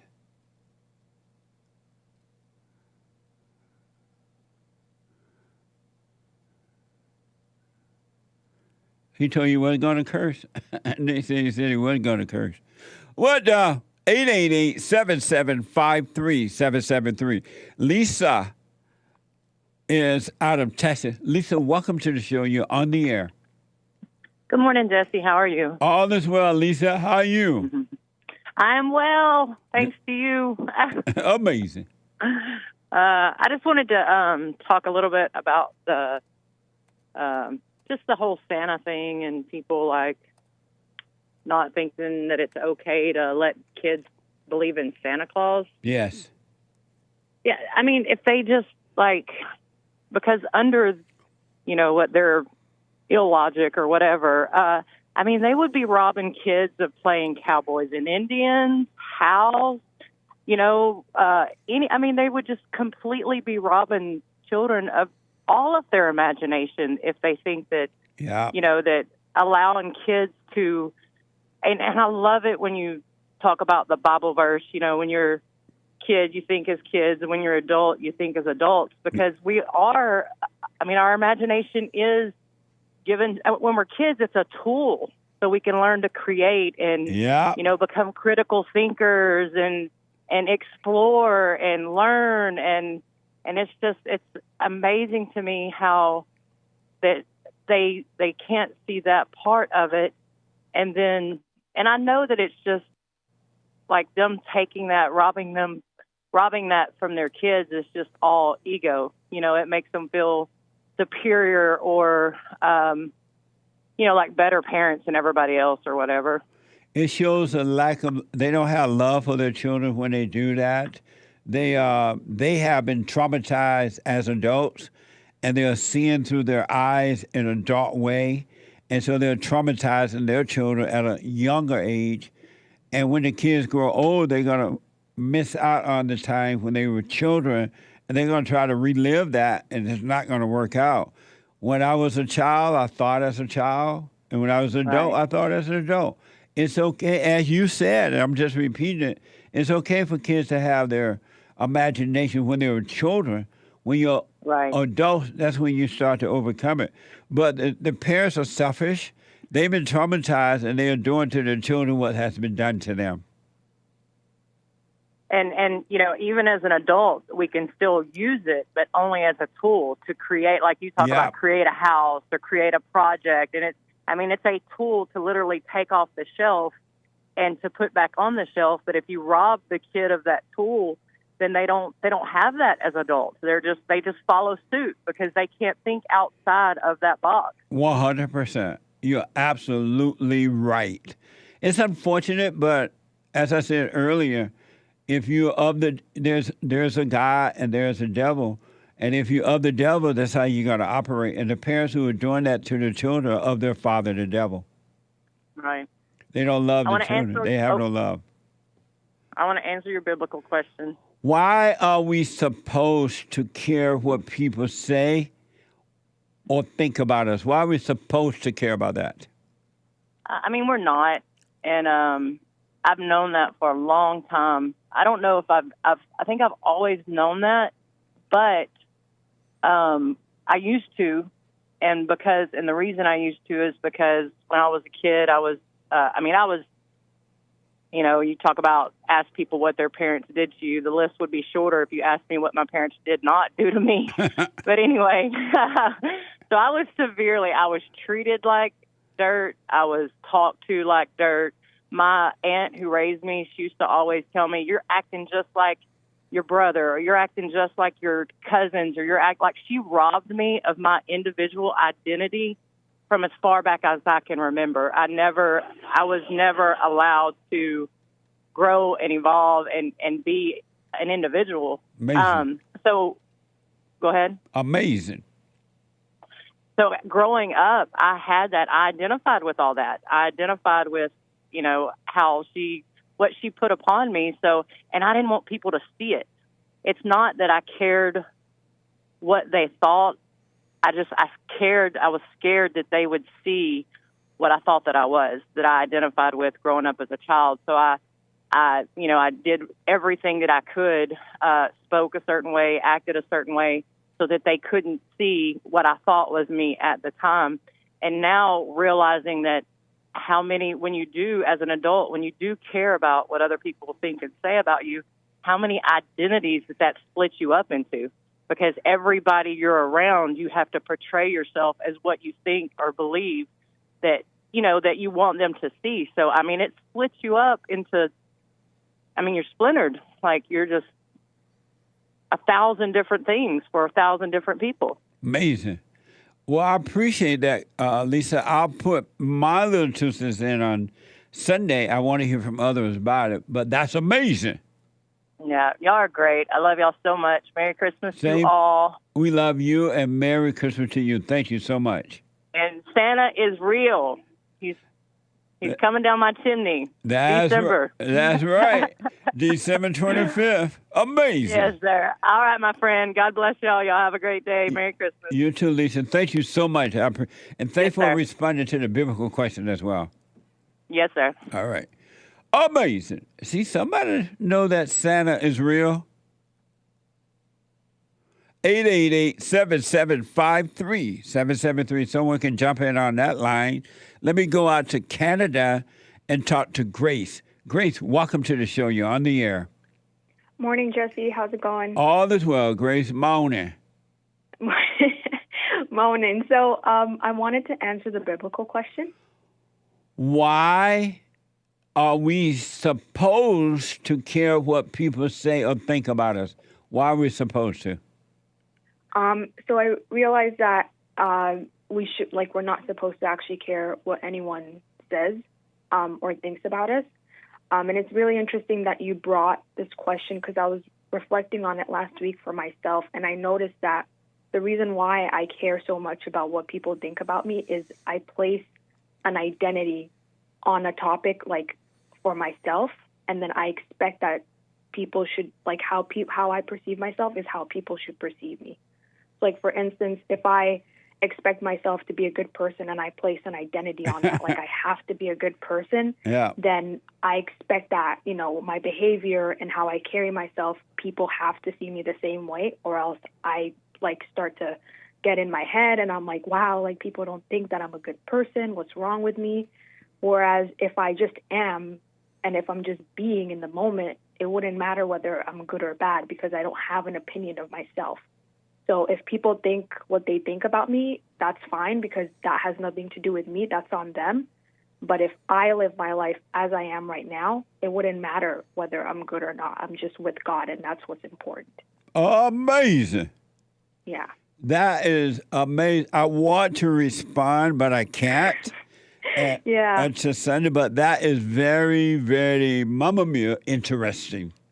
Yeah, it's really deep, and I've noticed that a lot. Like if I start to identify with anything, I not only start to judge myself, but I also place almost like people on a pedestal because I expect them to see me the same way, and that shouldn't be the case. Like it doesn't matter.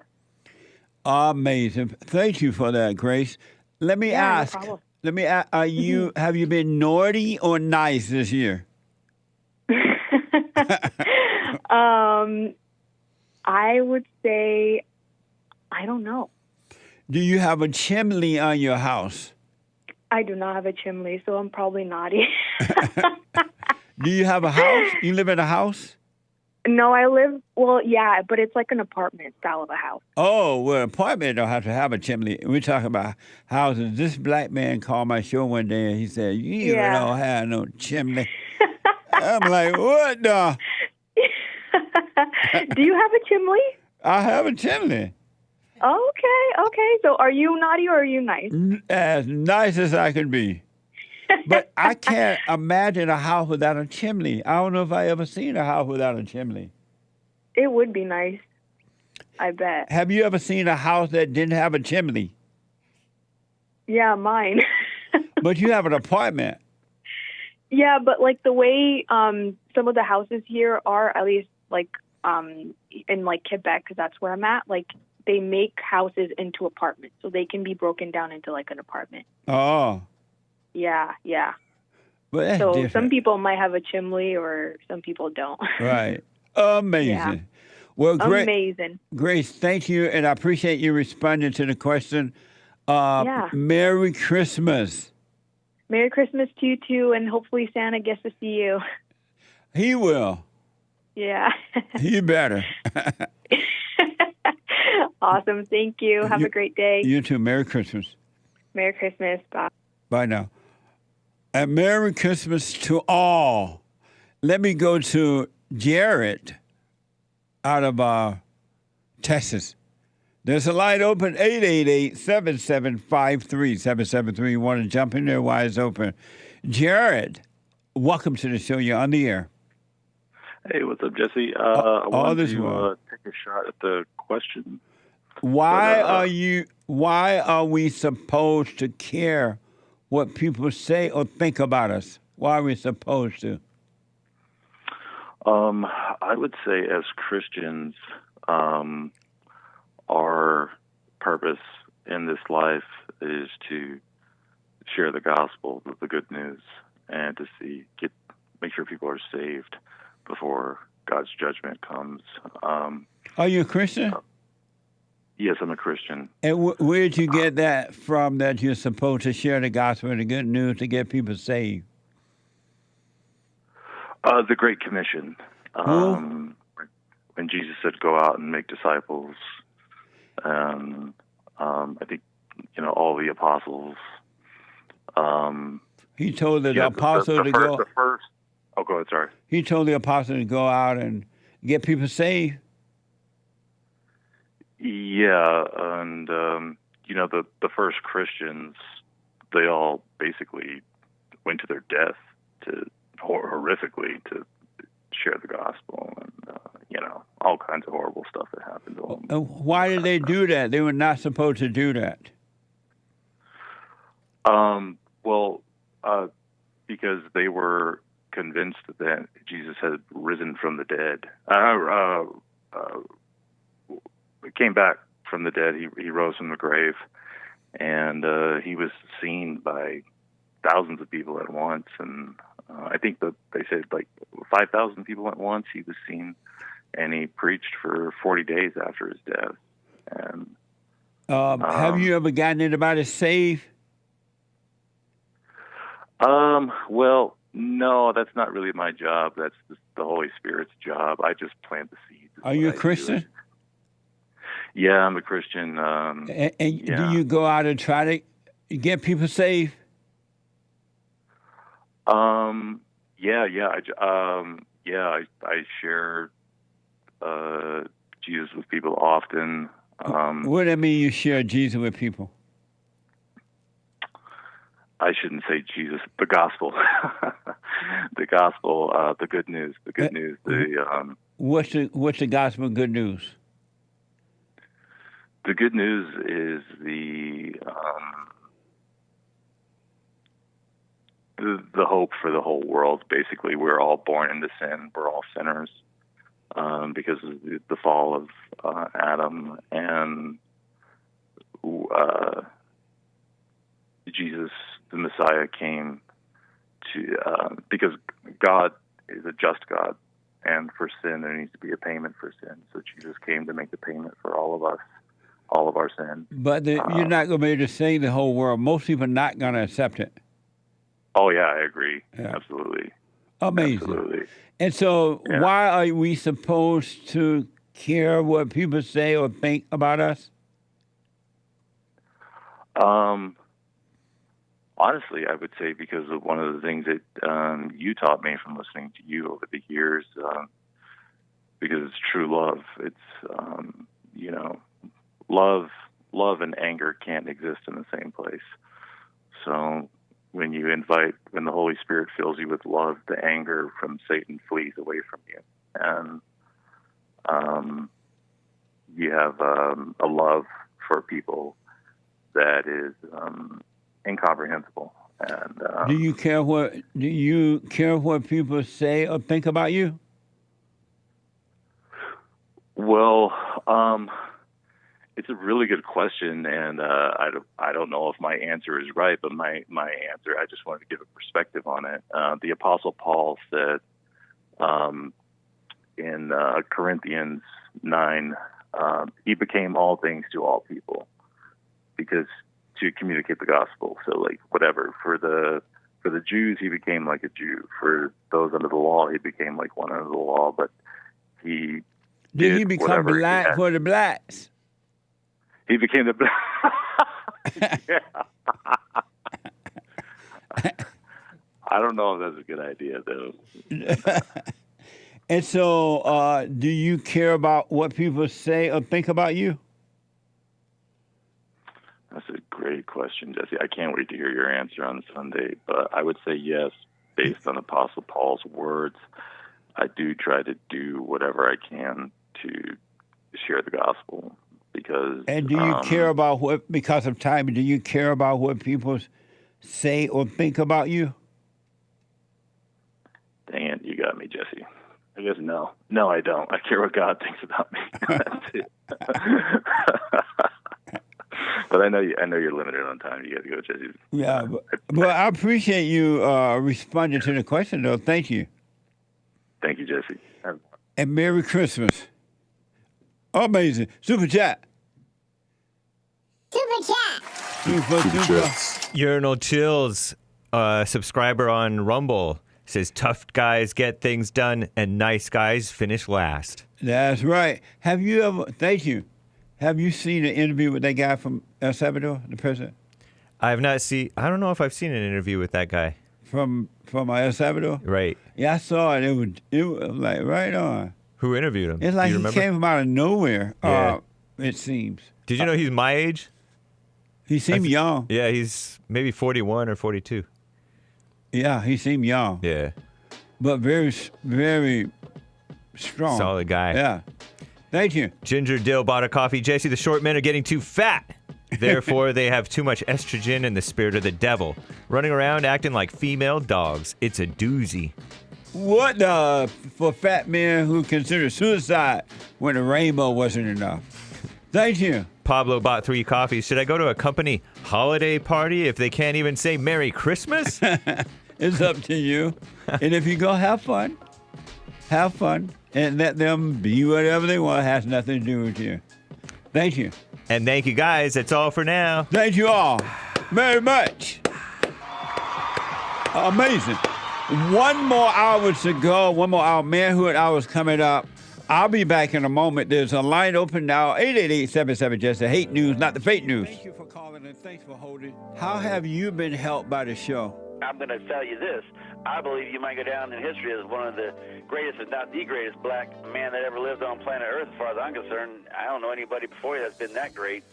You know, freeing the slaves is one thing, but you've been freeing people of their mind, which matters, it should be anyhow, to you more than anything else, because with the mind not being right, there ain't nothing else going to happen right anyway. If you can doubt every thought because you're not your thoughts, if you can doubt every thought, knowing that you're not your thoughts, you don't create them, they're not from God, that they're from the deceiver, the great deceiver, Satan. If you can doubt every thought, you can be free, just like that. At an instant. Bring every thought into captivity. It's so amazing.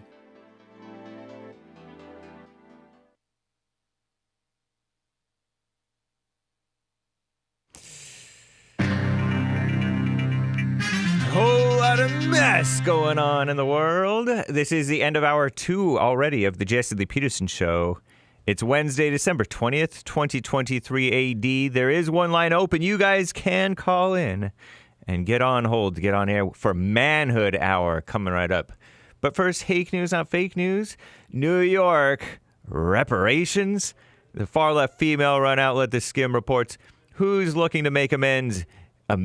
New York. Yesterday, Governor Kathy Hochul, a female Democrat from New York, signed a bill creating a task force to consider reparations for descendants of enslaved people, also known as slaves. New York's 9-member task force, appointed by the governor and the state legislature, will study the history of slavery and its effects on housing discrimination, biased policing, income inequality, and the mass incarceration of black, and they capitalize the B in the word black because they're kiss-ups, Americans. The task force will create a report with its findings and recommendations for so-called reparations. Then it's up to state lawmakers to pass legislation to enact any recommendations. It comes after California became the first state in 2021 to create a reparations task force, with their report released in June of this year, I guess. And the Texas border law, Commie Nonsense Network, CNN reports a new law that makes it a state crime in Texas to enter illegally is incredibly extreme, said the black on the inside White House under a Sleepy Joe or Obama Tuesday, a day after Governor Greg Abbott, the rhino from Texas, signed it into law. Many demon rats, is what I call them, believe the law unconstitutional, and civil rights groups, meaning communists, filed a lawsuit against the state of Texas Tuesday, challenging the legislation. The suit comes amid a surge of illegals at the southern border. They call them migrants, right? Has placed a pressure on local, state, and federal authorities to crack down on illegal crossings. Meanwhile, Senate Majority Leader Chuck Schumer and Minority Leader Mitch McConnell issued a joint statement Tuesday acknowledging that senators will not reach a deal on immigration this week, pushing negotiations over the larger national security package with aid for Ukraine and Israel for early next year. An Aborsh in Texas, the latest talker on the abortion debate, according to the far-left females at the Skim, roads. Yesterday, a city council in Amarillo, Texas. It's not Amarillo, it's Amarillo, Texas, met to debate a proposal on abortion trafficking. If it passes, people would be banned from using Amarillo's roads to go to other states to get an abortion. How would they enforce this? Through private lawsuits, according to the ordinance's supporters. A growing number of Texas localities are taking this route as women flee to neighboring states where abortion is so-called legal. Critics say the measure could pit neighbors against one another. That's already happened. An anti-white Indian kissing up to Indians with the Minnesota flag. CNN and the Skim report. Makeover for Minnesota's state flag. Quote, "It's such a rare privilege to be able to contribute to our state's history in such a special way like this." That's an artist Andrew Precker, Prekker, said. He said it felt surreal to have his artwork chosen as Minnesota's new state flag. Earlier this year, the State Emblems Redesign Commission called on Minnesota residents to submit new designs of the flag after the original one drew criticisms for its depiction of so-called Native Americans. They don't mean white Anglo-Americans. We're the real Native Americans. They mean the American Indians, not white Anglo-Americans and their kiss-ups. Oil production is up, by the way. CNN reports the United States is set to produce, well, CNN says 13.3 barrels per day, but that's a typo. It's 13.3 million barrels per day in the fourth quarter this year. At that rate, the U.S. is on track to produce more oil than any country has in history. Trump was producing 13.1 million early 2020, pre-scamdemic. It's mostly shale oil drillers in Texas and New Mexico's Permian Basin. Biden trying to win re-election? Well, supposedly it's set mostly by the so-called free market. I'm James Hake. Now back to JLP, Manhood Hour.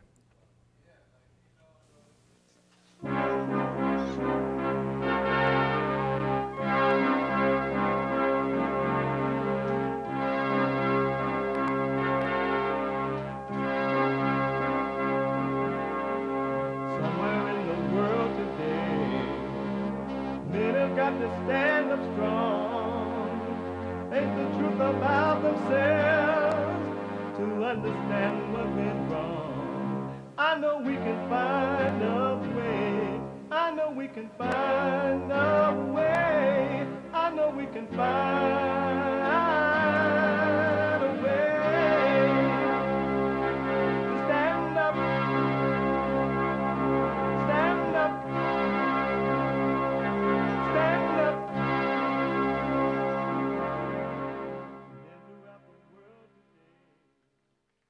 Uniting the races with truth instead of dividing them with lies. We're also rebuilding the family by rebuilding the man. I am Jesse Lee Peterson. Welcome to the, and we're going to get to all of your calls. Nick going to answer the phone out there in a minute, folks. Welcome to the show. You can get involved by calling 888-7753-773, 888-77-JESSE, Jesse. And my biblical question for this week, why are we supposed to care what people say or think about us? Why are we supposed to care what people say or think about us? Amazing question. I hear it all the time, and people tell me, well, you're supposed to care. I'm asking why. We have every way that you can watch and support the show listed on JesseLeePeterson.com/show, JesseLeePeterson.com/show. And if you're out and about going up and down the earth for the flat earthers, or around the world for the around the world people, because we are heard around the world by everybody and their mama. And you're like busy and you can't just sit and watch the show right now. Yes, you podcast it, but you can be listening live no matter what you're doing, working out, traveling, trying to cross the borders from China into our country, wherever, buying some fentanyl, whatever you're doing.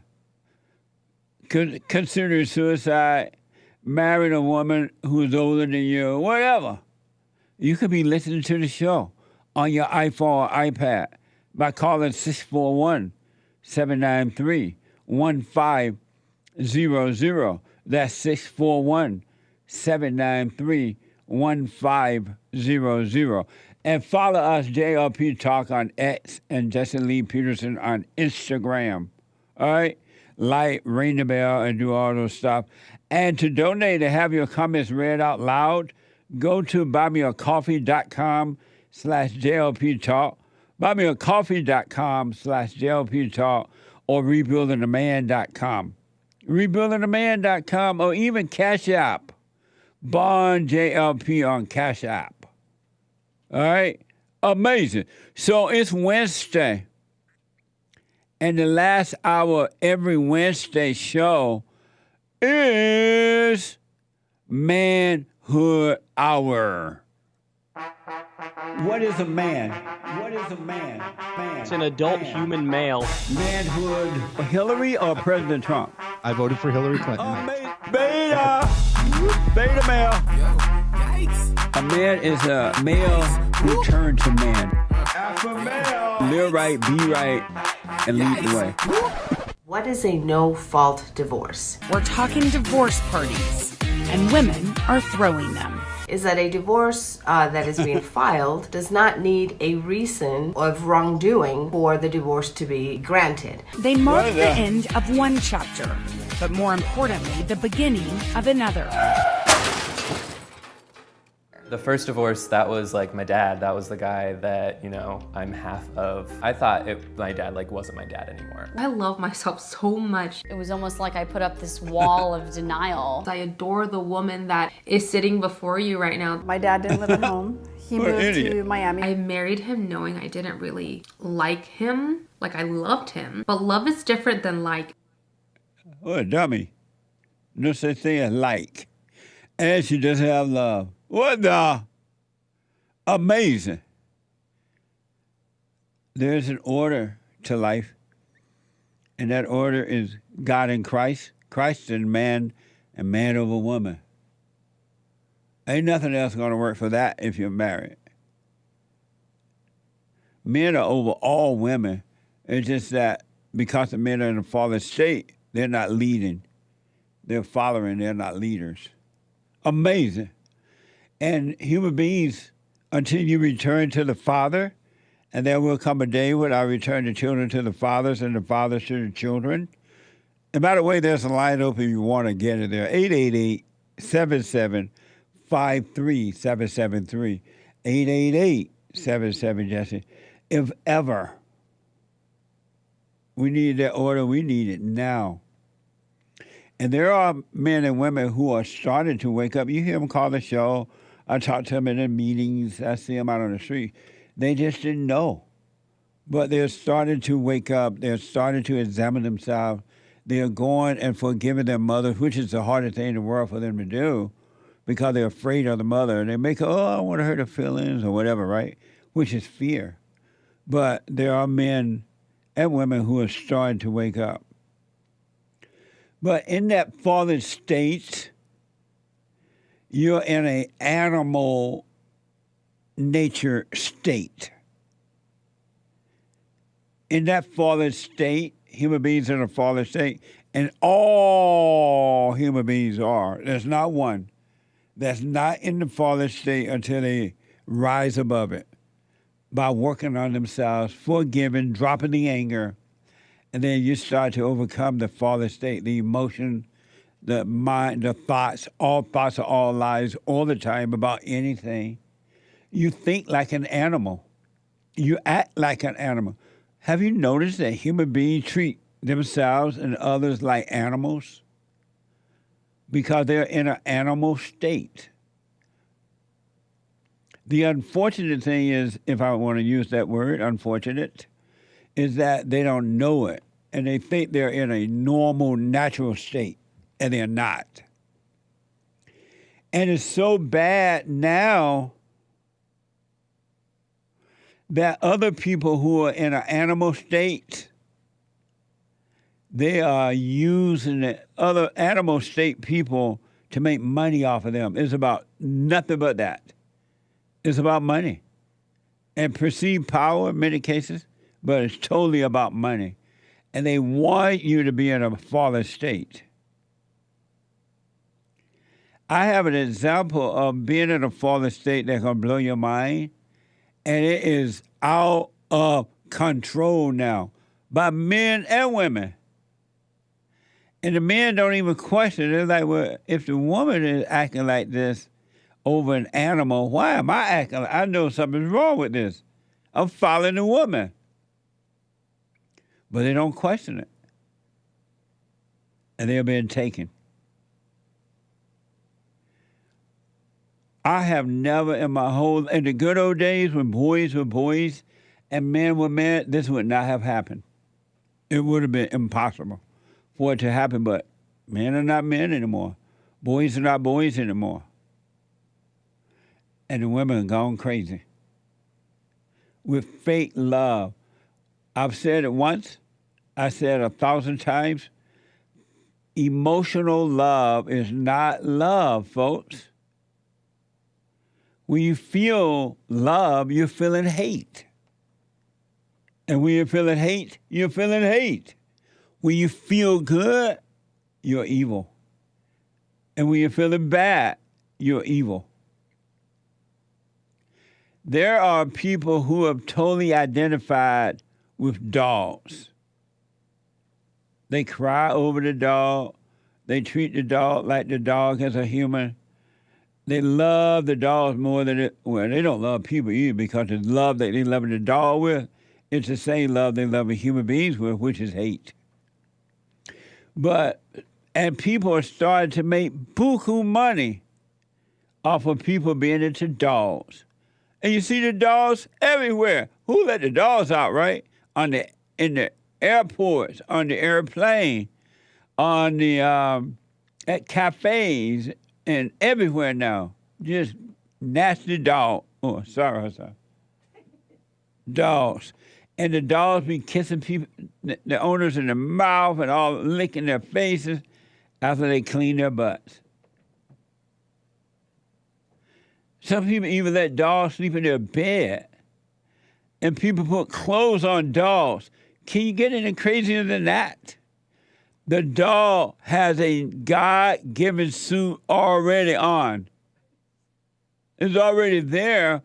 And during the winter, spring, summer, and fall, the dog shed one coat for another coat, for another coat, to another coat, all depending on the weather.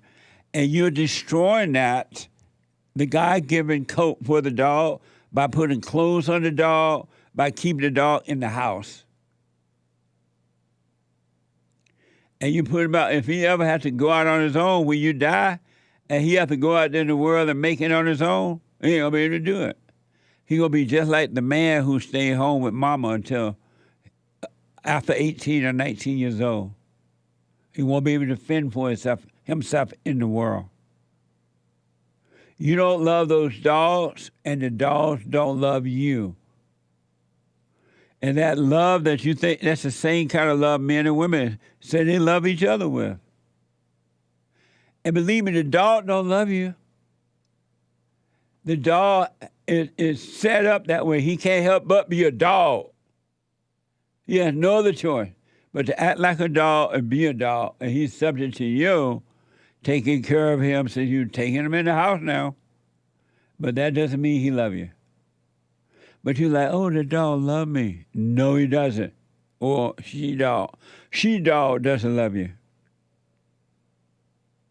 And the dog's like, wonder, what is wrong with this person? All right, come on, feed me. Act whatever way you want. It's so bad now that, according to BBC, scientists prove dogs judge humans on their competence. Watch this from X. New research has found that dogs do judge us.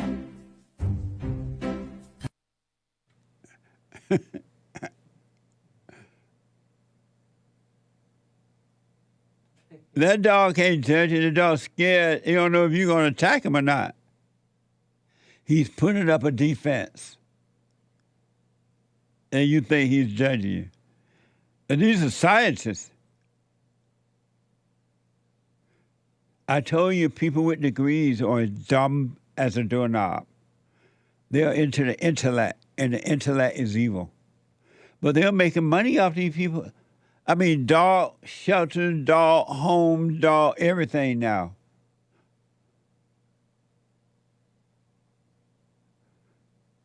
But the human being is in a fallen state, and they just don't know. It feels good. It's a thrill. And if the dog gives you the thrill, you take the dog. And there are people out there helping you to get the thrill by selling you things for the dog. You're like, oh, that's so cute. Oh, okay, how much is it? $100. Here you go. It's bad, folks. And these people that's into the dogs cannot deal with human beings.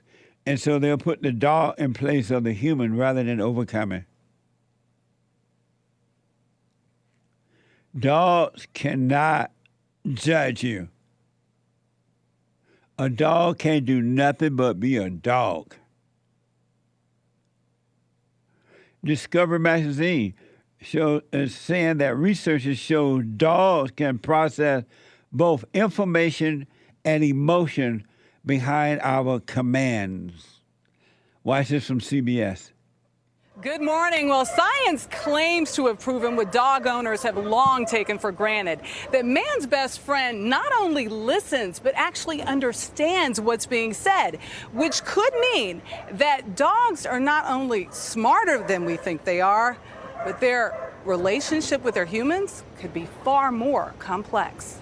For dog owners like Lee Cannon, the reward is knowing his four-legged friend is one he can talk to about anything at all. I wouldn't be surprised if Nancy started talking English to me like every day. Like I wouldn't be surprised at all. So it just seems natural, seems normal.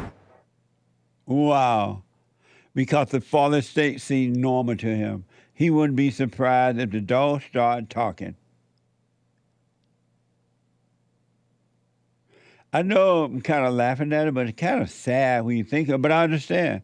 It's that fallen state. He's in an animal-like nature. And he thinks the dog is feeling and thinking what he's feeling. And the dog is not.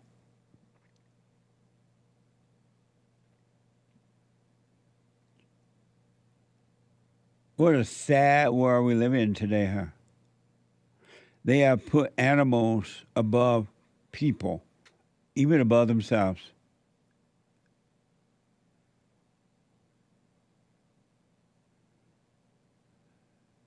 Even above himself. And if you think that is bad, this guy thinking the dog just might start speaking English. Because Satan got his mind. Keep on playing with your dog. Rub your dog. Feed your dog. Sleep with your dog. He's going to start talking soon. And the poor guy believe it.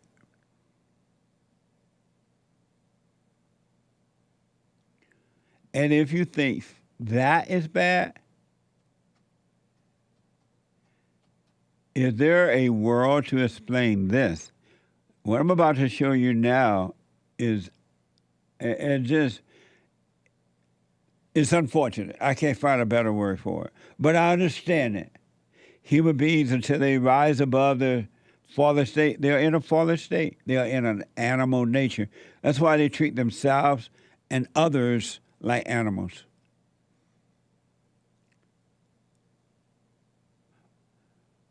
This is going to blow your mind. For those who understand, this is from the Daily Mail. Help me to understand. This is about money. Well, they know you're in an animal nature. They know you love your dog, so they make money off you. They know that the dog ain't got no business wearing clothes.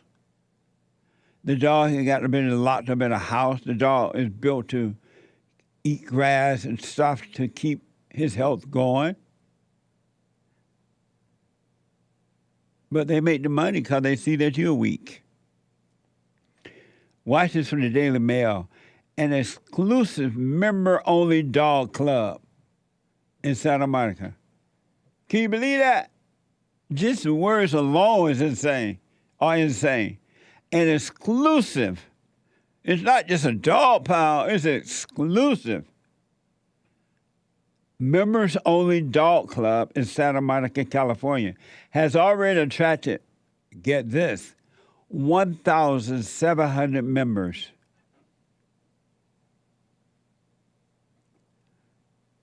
According to the Daily Mail, an exclusive members-only dog club is, I'm going out to open up me a dog club today. And I'm going to give it a fancy title, exclusive. An exclusive members-only dog club in Santa Monica, California has already attracted 1,700 members. Isn't that amazing? Who all pay, just how much they pay. You got 1,700 members already. Ooh, can you see the egos just laughing and rubbing the dog, and everybody think that dog is better than the other one? My dog better than your dog. My dog prettier than your dog. How you doing, dog? Bow, wow, wow. They have 1,700 members. And guess how much they pay, according to the Daily Mail? $1,440 annually to pretend their dogs are having fun. They all pay $1,440 annually for access to the Swinky Club. Watch this from Dog PPL. A dog park? No. It's more than that.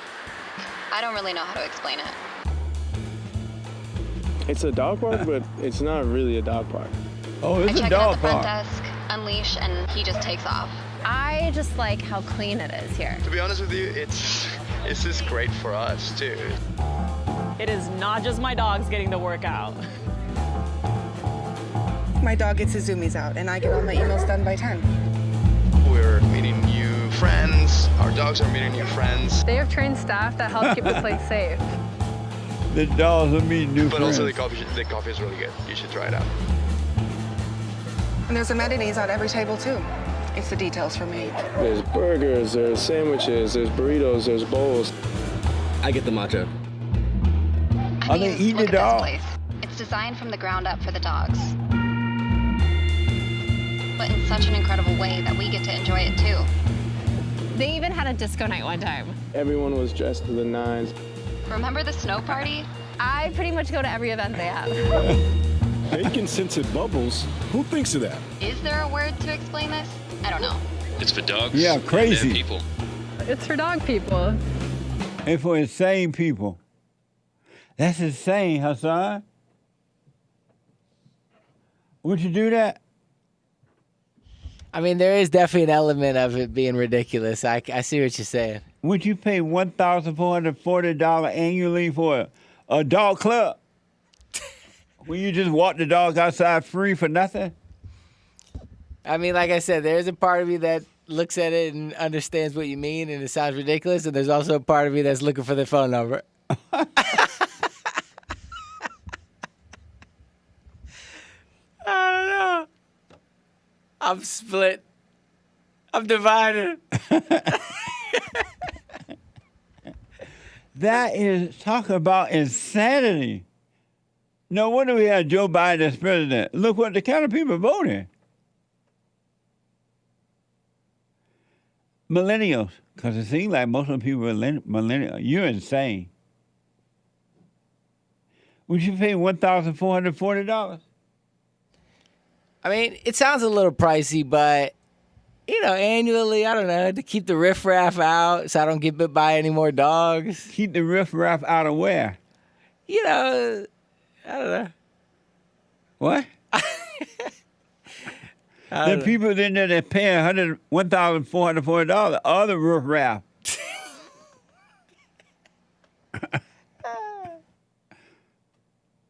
This is crazy, folks. This is not normal. It's not natural. It shouldn't be this way. But it feels good. It's so clean. The dog can run around. The dog can go disco dancing. And they have food. And the dog can make friends. You think a dog thinking in his mind, I'm making a friend here. Hello, my name is Sandy. Hello, my name is Larry.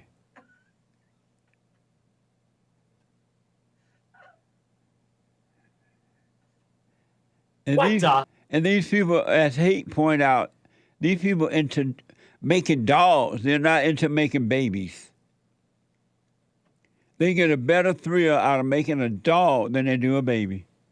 And you don't see the evil in this? It's just a thrill. And these people making buku money off your thrill. They even think the dog going disco and the dog just walking up and down the thing. What do you think about that? And bring back to Hassan because he's an expert here, and he also has a dog that he loves. Yeah, I'm a beta dog expert. Yeah, I mean, that was a little ridiculous. I mean... You think? Yeah, that's taking the joke too far. You know, a nice, clean place where people can maybe galvanize is... Right outside of your house. Yeah, that's true. Yeah.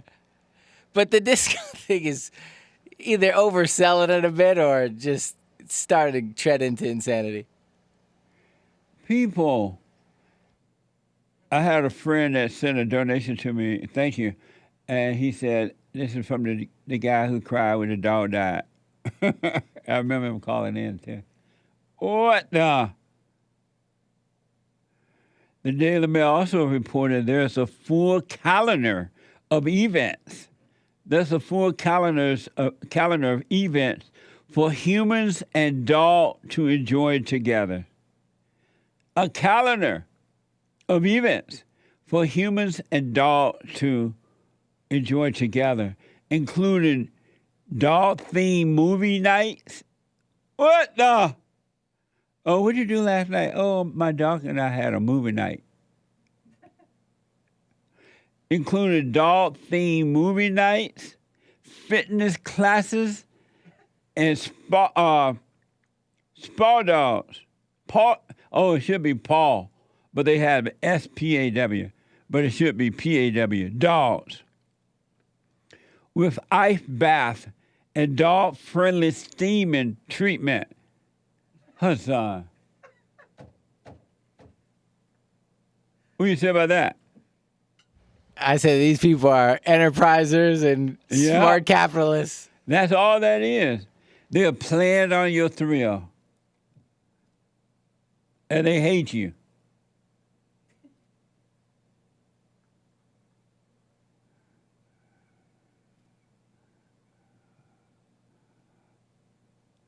This is sad, folks. It's evil. It's really, really evil. God never meant for you to lower yourself to a dog and then try to make a dog feel like what you think is human feeling.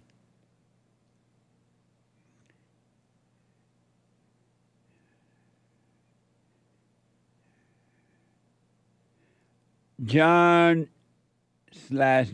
from South Dakota. The dog lover called it. Oh, they called the dog lover. Okay. Amazing.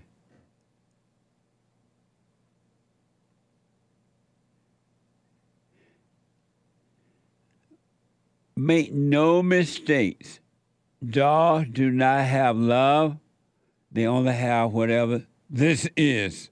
Watch this from X.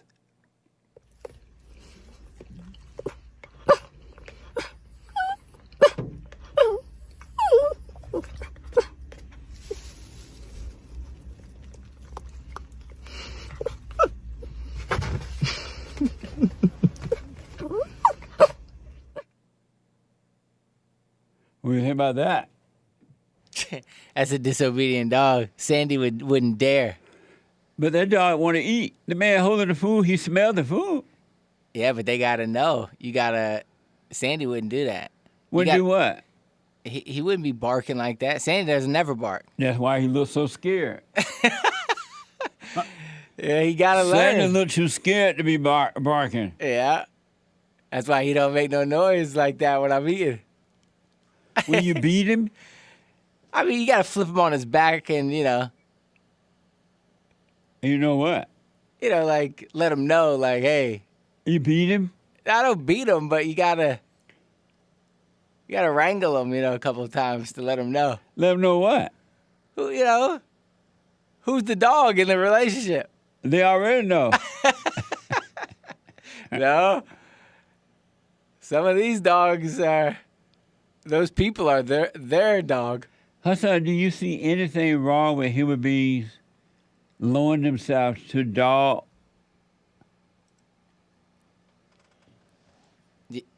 To the nature of a dog. They think that's normal. I do, yeah.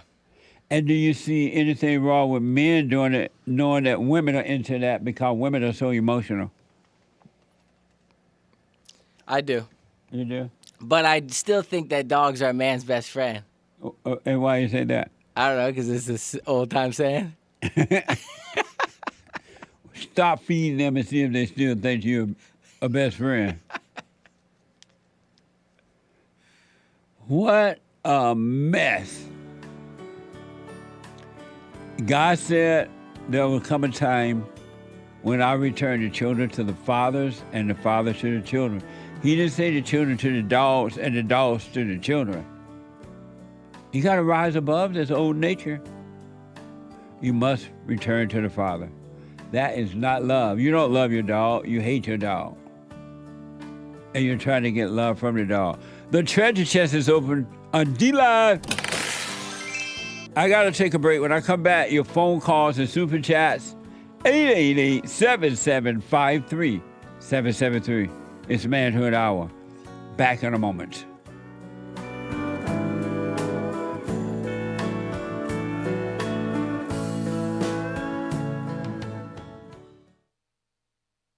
Check out my book, For Race to Responsibility. I show you how I was able to overcome anger. The spirit of anger was taken away from me. I had it. And as a result of having anger, I was insecure. I had doubt, worry, fear. I was in a fallen state and didn't know it. And it wasn't until I went and forgave my mother who tried to turn me away from my father. I forgave my father for not being there and returned back to him. My spirit connected with his spirit, and through him, I was able to return to God. And I have perfect peace. Perfect love casts out anger. And when anger is gone, fear and doubt, worry, insecurity, suicidal thoughts, all of that is gone, and you are free. Amazon.com, Barnes & Noble, or if you want an autographed copy, you can go to my website at rebuildingtheman.com or call 800-411-BOND.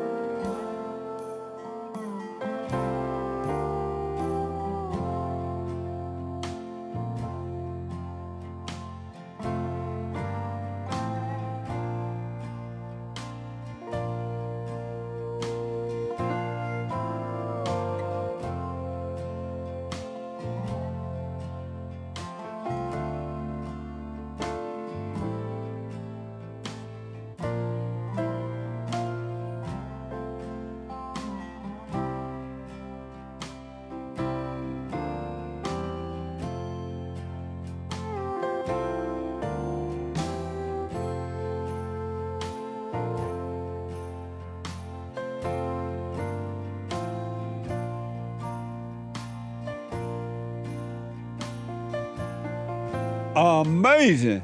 Hassan just told me an amazing dark story, but I don't want to. Do you want to tell him what you said or no? You don't have to. Amazing. It's just expensive, yeah. Just vets and doctors is. Can you believe they have doctors, and people pay the dog doctor money to doctor on the dog? What the? And then when the dog get old, at 3 years old, oh, Lord, my dog died. He old now. And they get sad. Oh, something wrong with that. Human beings, it's time to wake up. It really, really is.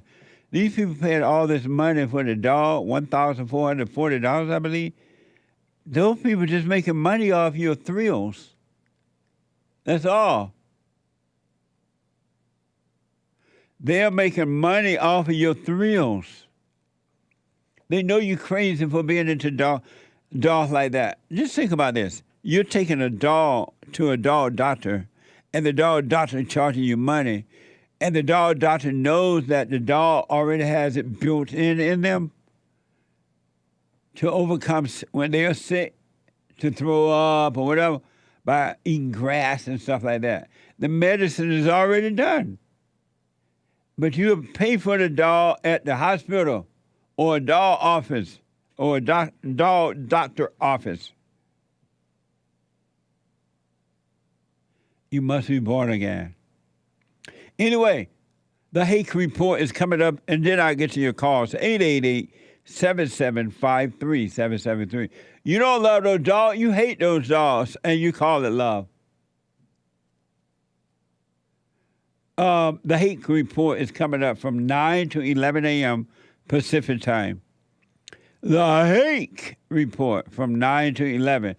And at 12 noon, the American anchor baby. The American anchor baby flying high off of natural energy. From natural energy that comes from God alone. Only. And then we have a brand new episode of The Fallen State on Thursday, tomorrow, if the Lord is willing and the creek don't rise. I had a very interesting discussion with Dr. William James. He is an educator from New York City and the author of the new book titled Black Supremacy. Watch this. Next time on The fallen state. How many degrees do you have? 5. Wow, educated up the yang. Education is the true answer to liberation. Do you love Joe Biden? Yes. Do you love Adolf Hitler? Yes. Really? Do you love white people? You have a book called Black Supremacy. Most blacks do what? Destroy. Prove that. Who killed other blacks the most? Blacks. Who turned nice neighborhoods into hoods? I'm giving you a hint. I want money for what my ancestors went through. And what did you do to earn that money? I was born. Poor blacks. What's wrong with the blacks? Not all, but most. Education don't help change the mind in that way, that's for sure. It doesn't help. So that's Dr. James Williams on Friday, 12 noon, The Fallen State. You can support The Fallen State at thefallenstate.com/donate. No. thefallenstate.tv/donate. Fallenstate.tv. And locals. Click on the link in the description to go to locals and support it there. All right? What a mess.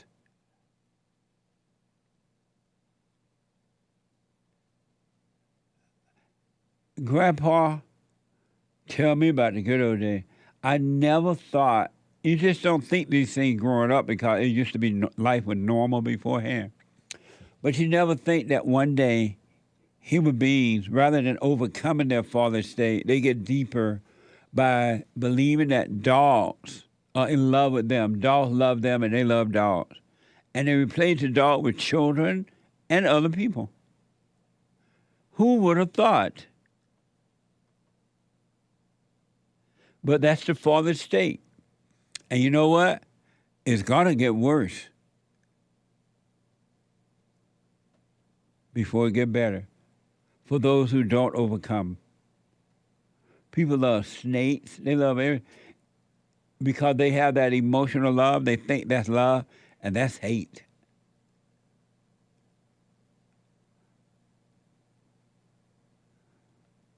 That's amazing. Jeff, there's a line over 888-7753-773. Jeff out of Arizona. Jeff, you're on the air. Hey, good morning, Jesse. Hey, Jeff. Hey, so, yeah, getting back to your dog, all the stuff about the dogs and whatnot. Who let the dogs out? Yeah, did you know they have dogs on dialysis? What? Yeah, they have dogs and animals, like the owners. They put them on dialysis, and they pay for their treatment. Whoa! Yeah, and these treatments are like thousands of dollars to keep these animals alive. Were you aware of that, Hassan? I was not. That's a new one. But human beings are insane, man. They're wicked. That's why they do that kind of stuff. And they're making money off these folks. Yeah. The devil has truly made a mockery of men, I'm telling you. I'm telling you, man. Dogs come into the world and they die their natural death when it's time to die. Right. All right, man. That's all I wanted to add. Thank you, Jeff. What a mess. 888-7753-773. Can you imagine walking into a hospital room or your home and your dog sitting up there having dialysis done? Can you imagine that? Oh, hi, dog. How you feeling? Oh, all my blood going from one place to another.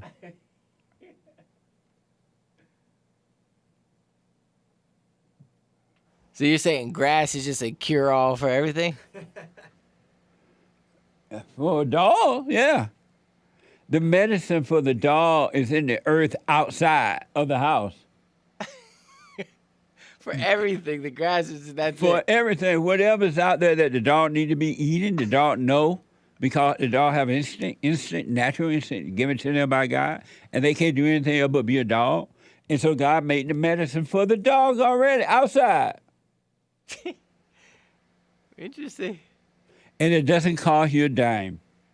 The God made the toilet for the dog outside. And not just for dog, all animals. When we were growing up, when I was growing up, we had dogs, but they stayed outside, and we ain't never took them to the doctor. And they lived until they died, and they were beautiful. They had nice dog jackets, coats that God took care of. Suits. And now y'all treat the dogs the way you treat other human beings, with evil. And the poor dogs are suffering. And you call it love.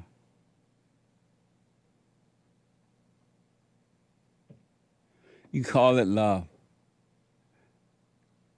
I told you, human beings are evil to the core. There's either good or evil. There's nothing else in between. And that's not love. You're punishing the dog for your own thrill. Because you're getting the thrill. The dog is not getting the thrill. You are. Matthew is the first time call out of Florida. Matthew, welcome to the show. You're on the air. Hi, Jesse. How you doing today? All is well, Matthew. How are you? Oh, I'm all right. I'm all right. Good. So yeah, I just wanted to speak a little bit about the biblical question. I'm assuming it's the same from yesterday. Why are we supposed to care what people say or think about us? Why are we supposed to care? Well, my view is that it sort of depends in the matter of how it affects us and the people around us. Maybe not so far out, like away from us, but perhaps in the family, the community, and then maybe a little further out. But the family, most importantly. So are we supposed to care what the family think about us? To an extent as well. I mean, why? We could care a little bit less, more about what Jesus says. But like the thought, as you say, and you pointed out many times, that thoughts aren't real. They're not tangible things. They're not objects that we can actually touch. Right. So. And do you care what your family members and close family think about you? Because it's in the air and it is something that affects them. Yeah, it's something that affects them. And so to an extent, I don't want them to get the wrong view. And so to speak on the word thought, then yes, to an extent. So you care about what your close family members think about you to an extent? Yes, sir. Absolutely. And why is that?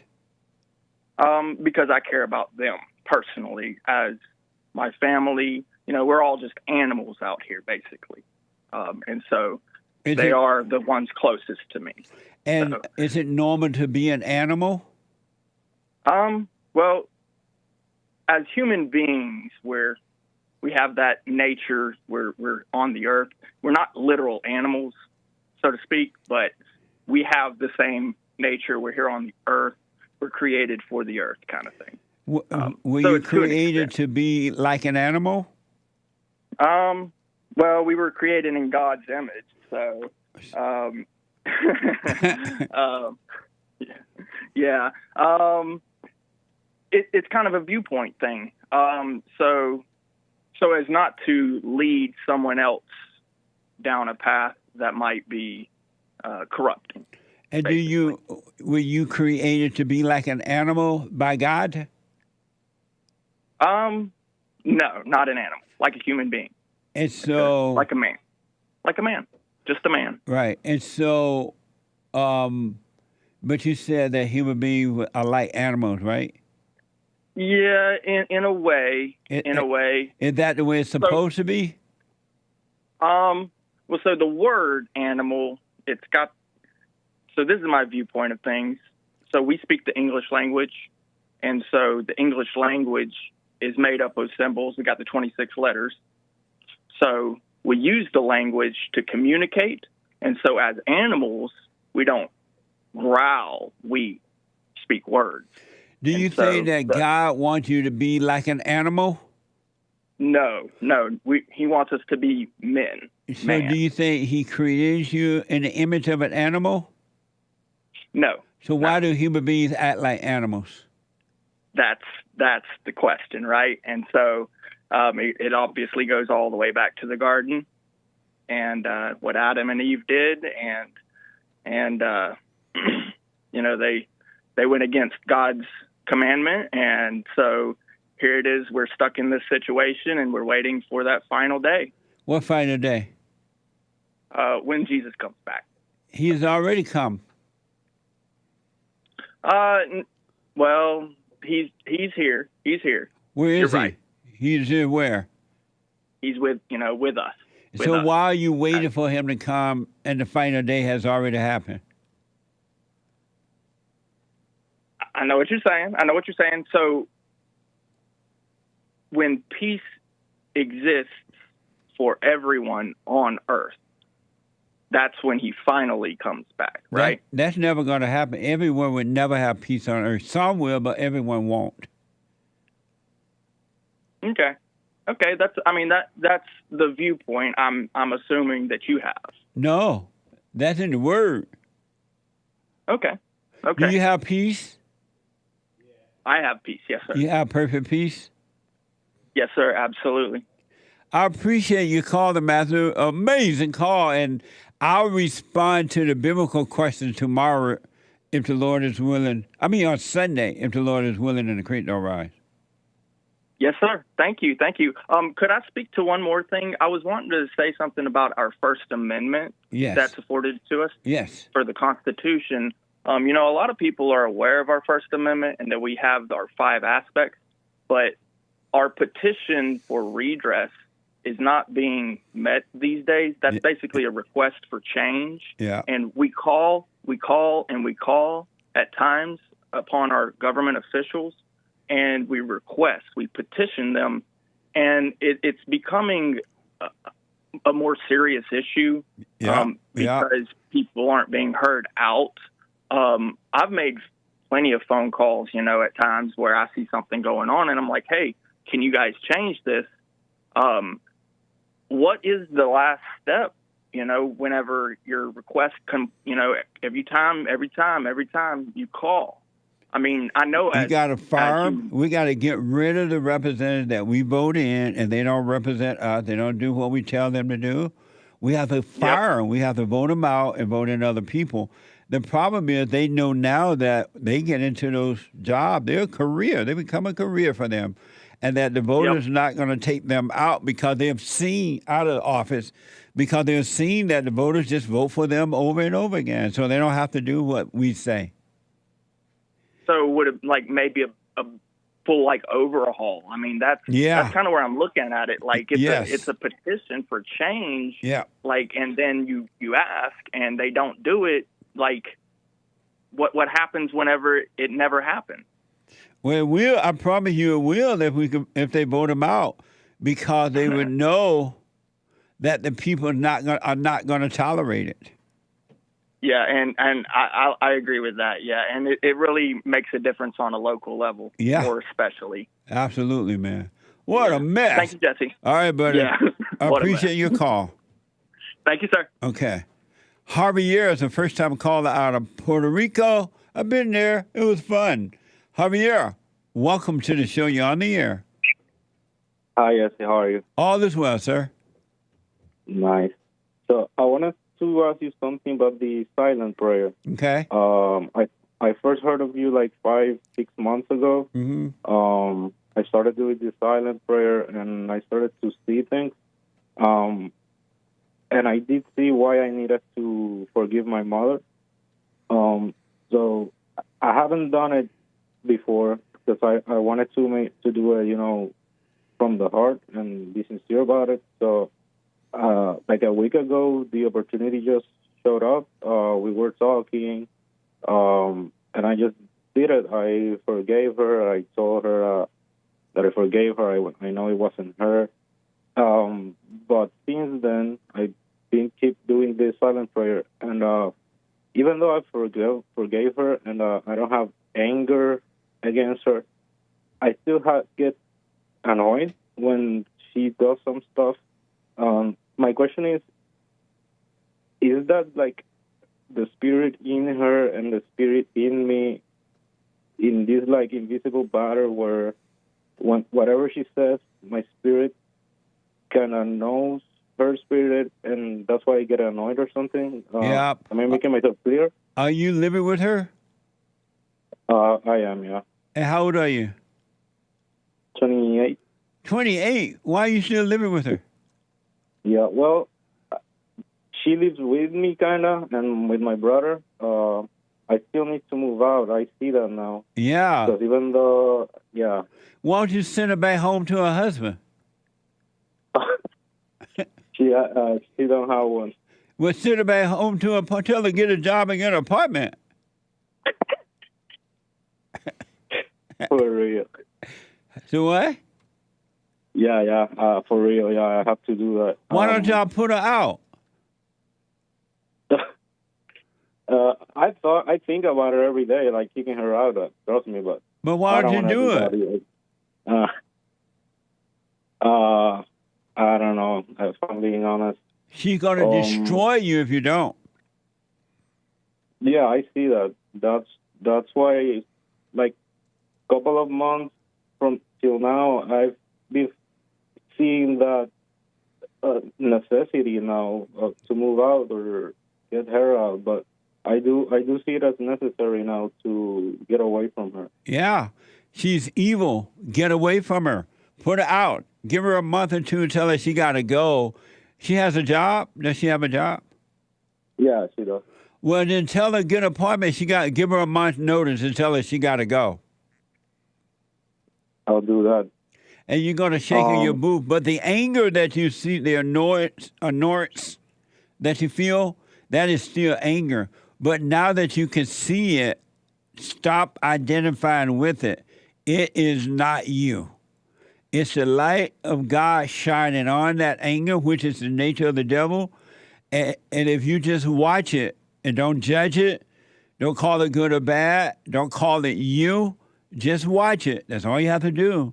And the light of God will destroy. It will get weaker and weaker and weaker. And after a while, the devil will have to depart from you and go make a home in someone else. And the stuff is hers, it's in her, and it has nothing to do with you. But don't call that anger you anymore.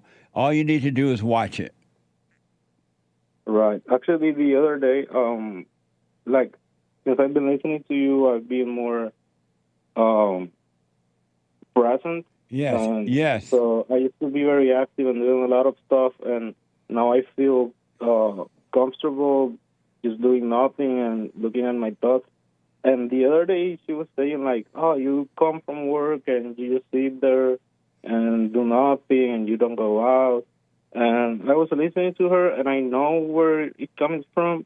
And I saw the anger trying to come out, but I didn't react to it because I know it is true. Like, I just got home from work, I did my work, and I sit there and I see the thoughts and I see where I'm at. And that kind of, I don't know, bothers her to see me just so peaceful in the corner sitting there. Yes. That's the hell in her that hate the light in you. It's crazy, man. You know, I've been listening to it for a couple of months, but once you start seeing it, it's crazy. Yeah, that's right. Once you see it, it's mind-blowing. But listen, next time she say, oh, why don't you get up and go? You tell her, why don't you get up and move? You ain't my wife. You shouldn't be living with me. Get up and move. Don't tell me what to do. You start speaking up to her. But let the anger pass. Don't identify with the anger. But you got to start speaking up and correcting her when she does those things and tell her, you're not my wife. I wouldn't even let my wife talk to me this way, so I'm not going to let you do it. And let her know she got to move out, man. That's another question I had. Do I have to correct her when she tells me that stuff? Is it enough to not react to it, or do I have to actually correct her? Sometimes you need to correct her when she does it, and sometimes you need to let it pass. You'll see when to and when not to, especially if you don't go along with the anger that you're feeling. Right. I understand. But you need to start speaking up to her, because if you don't, you won't. If you ever got married, you won't be able to speak up to your wife. So you need to start speaking up to her. Right. Thank you. It's been very nice talking to you. I'll call again. Okay. Thank you, man. Follow up. I wish you well. Thank you. Amazing. Amazing. Amazing. Super chat. Super chat. Someone bought a coffee. Trump's name was taken off the ballot in Colorado, which is California spelled backwards. I know. We talked about that in the first hour today podcast. Thank you. It's interesting to see the two most beautiful states in the union being run by angry, incompetent, evil people. Yeah. Trump Ramaswamy 2024. It's amazing. Thank you. Soul Conscious 5 Coffees. Jesse, my answer to the biblical question is, I do not care what people think or what people say about me, because it's not a real thing. They're just thoughts. How the heck would I know what someone say or think of me? It's amazing what the mind can come up with. Amazing. I put my 2 cents in on Sunday. Thank you. Adam bought a coffee. I just thought about this the other day and wanted to ask what you guys think. I'm named after my stepfather, my real father, not too long ago. He has a different last name. I know he's my real father. We laugh the same and talk the same, and everything I see in me, in him. I see me in him. When I look at my name, I started to realize I'm named after someone who isn't even my father. Crazy part is I'm a junior of my stepdad. I know I'm not my name nor my body or anything in this world, but should I take that into consideration? I don't mind my first name. Just thought about getting my middle name and last name changed. Only if you want to, but don't identify with it, but only if you want to. It's just a name. I love both of them, but just want to do what's right. Yeah. Only if you want to. No big deal. Thank you. Stan 69 with a diamond. Dogs only need rabies shot. That's about it. I rest my case. Bow, wow, wow, wow, wow. Thank you. Shout out to WD41, Stan 69, Henry Ford Lives, and all the rest of the D-Live supporters. Thank you all very much. I appreciate it. The Hake Report is coming up now. Thank you for everything. Tomorrow is Bible Thumping Thursday. Have a good day. Amazing, amazing.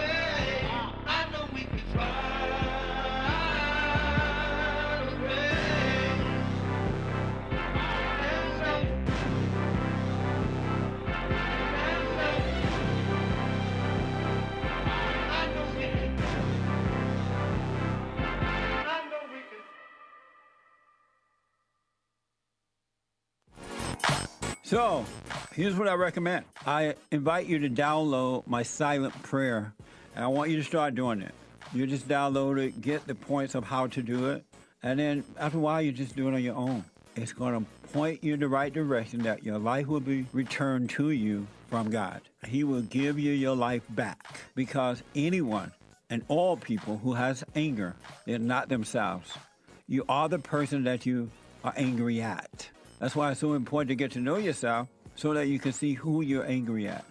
And if you're doing the hooping and hollering prayers and things like that, some people get up, oh, praise the Lord, hoop and holler, bless my mama, bless my daddy. Continue to do it. Do both. You will see if you want to stay with the hooping and hollering or do you want to be still and know God. So my gift to you, no charge, at rebuildingtheman.com/church.